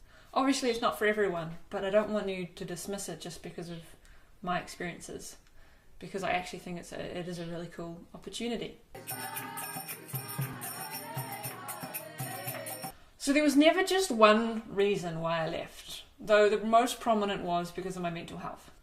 Through this process, I've also realised why I wouldn't return, which has settled my mind a lot because I was in a lot of turmoil of should I stay or should I go kind of thing, like should I go back or should I not. I'm finally peaceful in my decision. It's just taken 2.5 years to get there. So I've kind of narrowed it down to 7 significant reasons for why I've left. Number 1, unhappy. I was quite unhappy, as you might have realised. I was unsettled for a number of reasons. I felt like I couldn't breathe properly. I began to see that I'd gone into bhakti with gung-ho, youthful energy. I was going to change the world. And now that kind of youthful enthusiasm had subsided, I realised I needed to step back and really see what it was that I wanted in life. I wanted to understand why I was so depressed. Number 2, grooming. In my first year as devotee, I had an inappropriate relationship with a male devotee. Now, I wasn't particularly clear in that video that he was in fact married. He was twice my age and he had been practicing bhakti for like 14 years at the time. That experience was the fuel that drove me to work harder and feel like I had to prove myself, show my sincerity. So it was totally inappropriate that he took an interest in me. The experience haunted me for a long time because I didn't properly work through it or understand it. And that's something I've been doing the last year or so. What was really difficult during that time was that I just often wonder what it was that he saw in me. It was kind of like, why me and not anyone else? Why did he seek me out? I certainly wasn't the prettiest girl in the ashram, nor the most graceful or elegant. Sometimes I would just think that maybe he thought I was the most vulnerable, the easiest to manipulate, or the weakest, therefore the easiest to groom. That's what my therapist and a psychologist called it, grooming. So yeah, that was the foundational layer of why I left. Number 3, normality. I think that's the word. Being normal. Honestly, there was a big part of me that just kind of wanted to be normal. Be part of society. I wanted to be spiritual, but also part of society. I wanted to go and meet friends who weren't necessarily devotees and just hang out, relax, and just have a bit of fun. I didn't want to have to worry if there was garlic or onion in the food that I ate, or have at the back of my mind this guilty feeling whenever I ate food that wasn't cooked by a devotee because it would ruin my spiritual life, or I wouldn't be as pure as I should be. I just wanted to live guilt-free as well. I wanted to hang out with my family and enjoy their company without these niggling thoughts in the back of my mind. I went on a trip with my mum to Niue. I read so many different books on Ayurveda, self-help books, meditation, and I really liked reading them. I really liked reading these different worldviews, these different ways of seeing myself and others. I found myself actually relaxing and feeling normal. I really liked it. Number 4, lonely. I was lonely, somehow, living with 16 other ladies. It was like I wasn't close with anyone because I couldn't be truly honest with how I felt.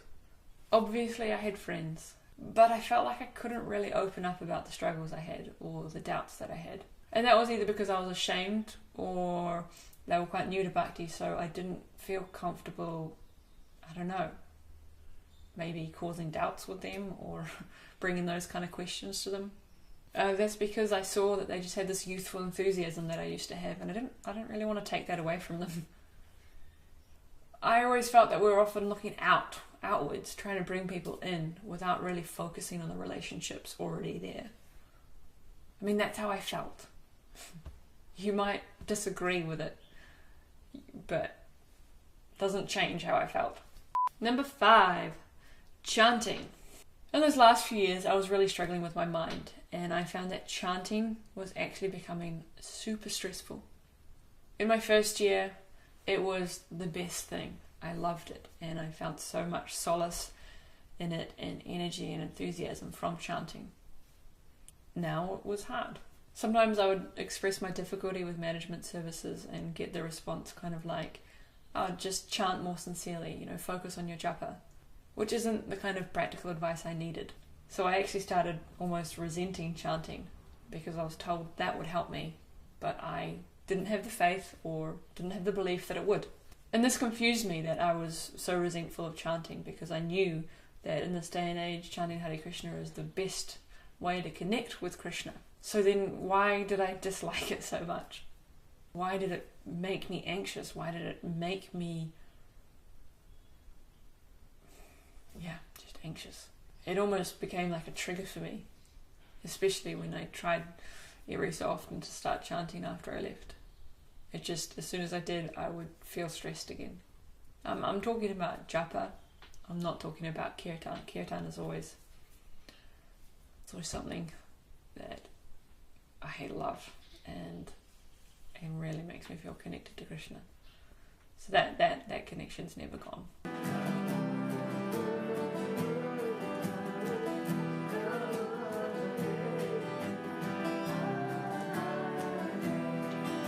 Number 6, rules. Around the time that I was dating Tom, definitely at the time of dating Tom, I began doubting some of the rules.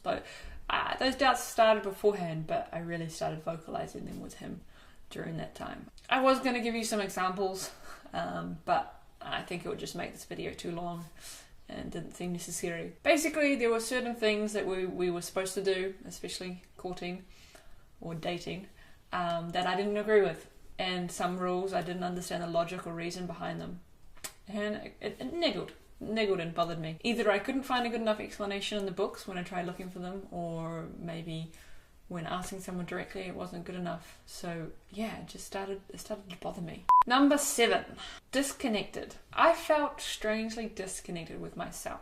I didn't really know who I was anymore. I had stopped making videos or being creative for just various reasons. Mainly my stress and depression, but also I thought that the best way to serve Krishna was through management, and if I didn't do that, then I was a failure. So that was a whole thing, and a whole internal dilemma for me for a while.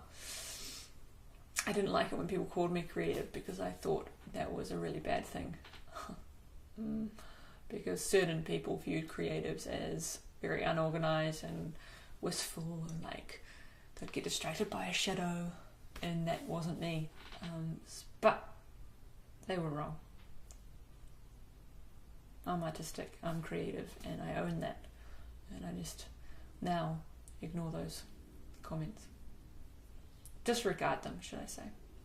So I felt that I needed to find myself again without the influence of the community, without certain opinions. I just needed to try and be as true to myself as I can. So those are the 7 main reasons I felt led to me leaving. Don't know what you think of them, to be honest. It took me a long time to put those together for some reason. But that's cool, they've come together. I still care for the ladies in the ashram very much. Like a big sister, kind of. I think Bhakti Lounge is an awesome place, it's pretty cool. And the ashram is also a really cool place for that foundational spiritual training.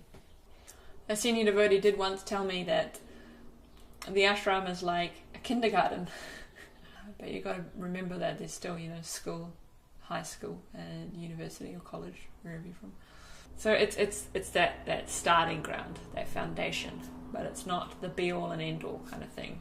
It's useful for some, not necessarily for others. I unfortunately just had this warped view that it was everything. If I wasn't in that single ladies ashram doing full-time service, then I wasn't really serving Krishna. That was my mistaken view, my naive view. What I wish I learned in the ashram was the importance of nurturing and developing my relationships with my fellow devotees there. That is, in my opinion, the most important thing. I've realized if I can't develop and maintain loving relationships with devotees, how could I possibly do that with Krishna? Now, I know that there are a lot of you who have had similar experiences to me, and I know that some of you really want to talk directly to me and just share stories. I've given you these videos, and that's all I can offer. I can't offer more of my time.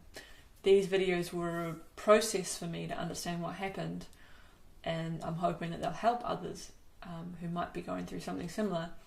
But also, I'm leaving them in the past. I'm moving on now. I'm happy to talk to people who I have met in person while I was a devotee. That's cool, but not people I've never met.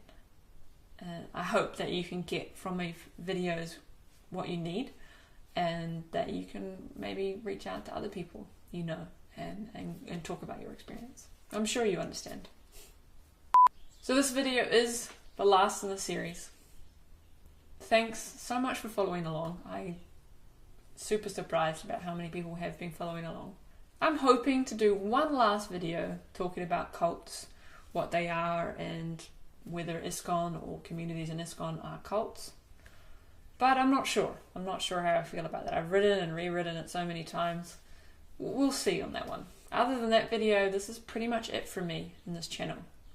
I might make a video every so often, but I actually have other plans for this channel. Nothing's set in stone yet, but I'm hoping that at the start of next year, someone else who is really cool will start making videos talking about Bhakti. I just want to keep the content going, really. So watch this space. Hopefully there'll still be some more content in the future. Bye for now. And have a good one, eh? Something's been bugging me these last few days. I've been a little bit sad. I guess you can say this is all very unscripted, unthought through. So I'm just seeing how we go here. And I can't quite understand where it's coming from. And I think a lot of it is probably to do with me making this video. I was always really concerned that I would possibly hurt people in the community that I was from making these videos, that it was a direct kind of insult to them. But for me, it's really a process for me trying to understand what I went through in the last few years. I think some people might be concerned that I tried to be obviously as honest as I could. There were so many things I loved about the community. And yes, I was super alone, but obviously there were some people who really deeply mattered to me and were there for me, or tried to be there for me, and perhaps I didn't let them. I think I've hurt one person in particular, I think. I know that when I moved out of the ashram, the first time, and I was living with another Hare Krishna, a good friend of mine, who we meme a lot, so we flatted together for a few months. This girl, she reached out to me. I felt everyone ignored me and kind of forgot about me, but she didn't, and she actually went and stayed the night with me once when my flatmate was away, and she really showed she cared, and that my relationship with her has always meant a lot to me. I don't know why I'm so emotional about this. I guess for some reason I feel like I've lost that friendship for some reason. I don't know why. We're in two different worlds. She's going through a lot of changes, and I had always wanted to be there for her, while she's going through these changes. But now I don't think I can be, I guess. And I don't know where we stand. Maybe I'm just being super and you know, she's got her own life. And I guess thinking about that relationship, not knowing where it's at, and just thinking about the other relationships lost, you know, it's like a grieving period. It's like I'm breaking up with all these people in a sense. Again. But that really hurts. Because although I don't want to be a devotee anytime soon, I still love those girls. I feel so protective of them. And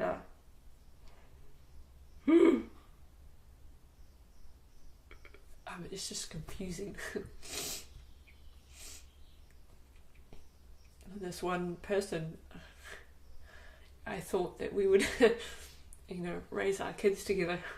Not together, obviously. You know, we would have kids together and teach them about Krishna. Yeah, we were best friends, so.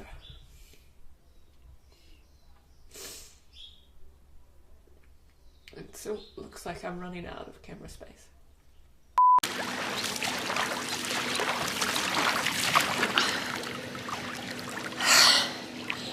It's time to say goodbye, and it's taken me a little while to figure out how to do that.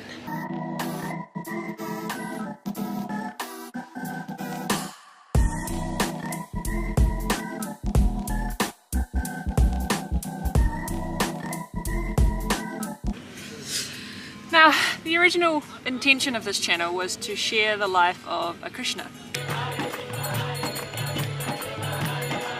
But naturally things change. Like the fact that I will no longer be making videos on this channel. But that doesn't mean this channel will stop. Ishri's going to start making videos, I just won't be in them. I will also be making more videos, but just not on this channel. I'll be making a new channel and creating videos for the sake of creating, just for the fun of it. Golf is a pretty strange sport when you think about it. We use these sticks to hit these balls.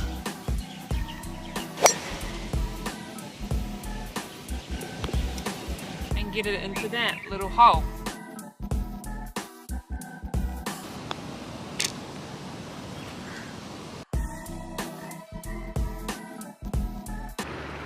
The main thing I've really asked Ishri to do is just keep the previous videos I've made.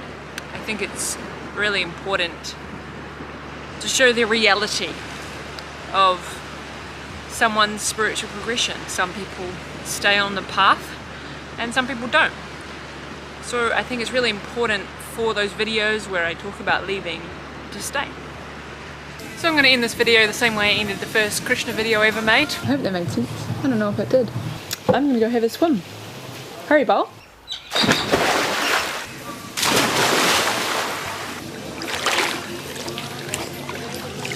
Yeah, I probably should have mentioned that I'm actually on holiday in Fiji, so I'm going to get back to that. Have a good one, eh?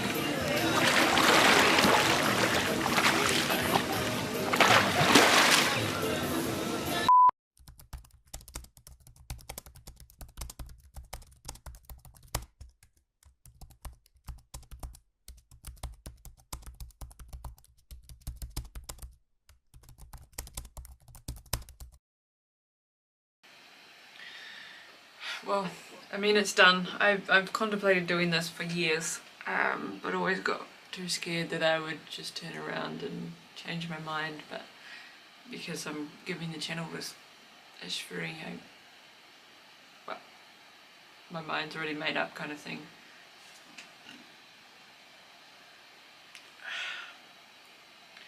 Just trying to let go.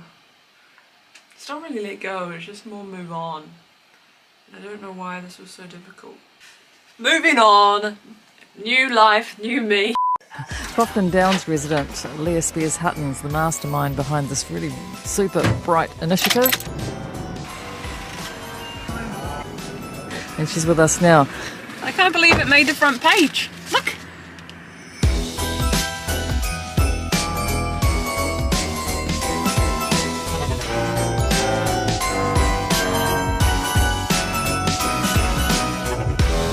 Leah, what was the inspiration for this? Why did you kick this off? So last year actually I visited my nana up north in her retirement village, and there were some villas there, and we were walking around and they had all decorated their letterbox, and I just thought that would be an incredible thing to do back home.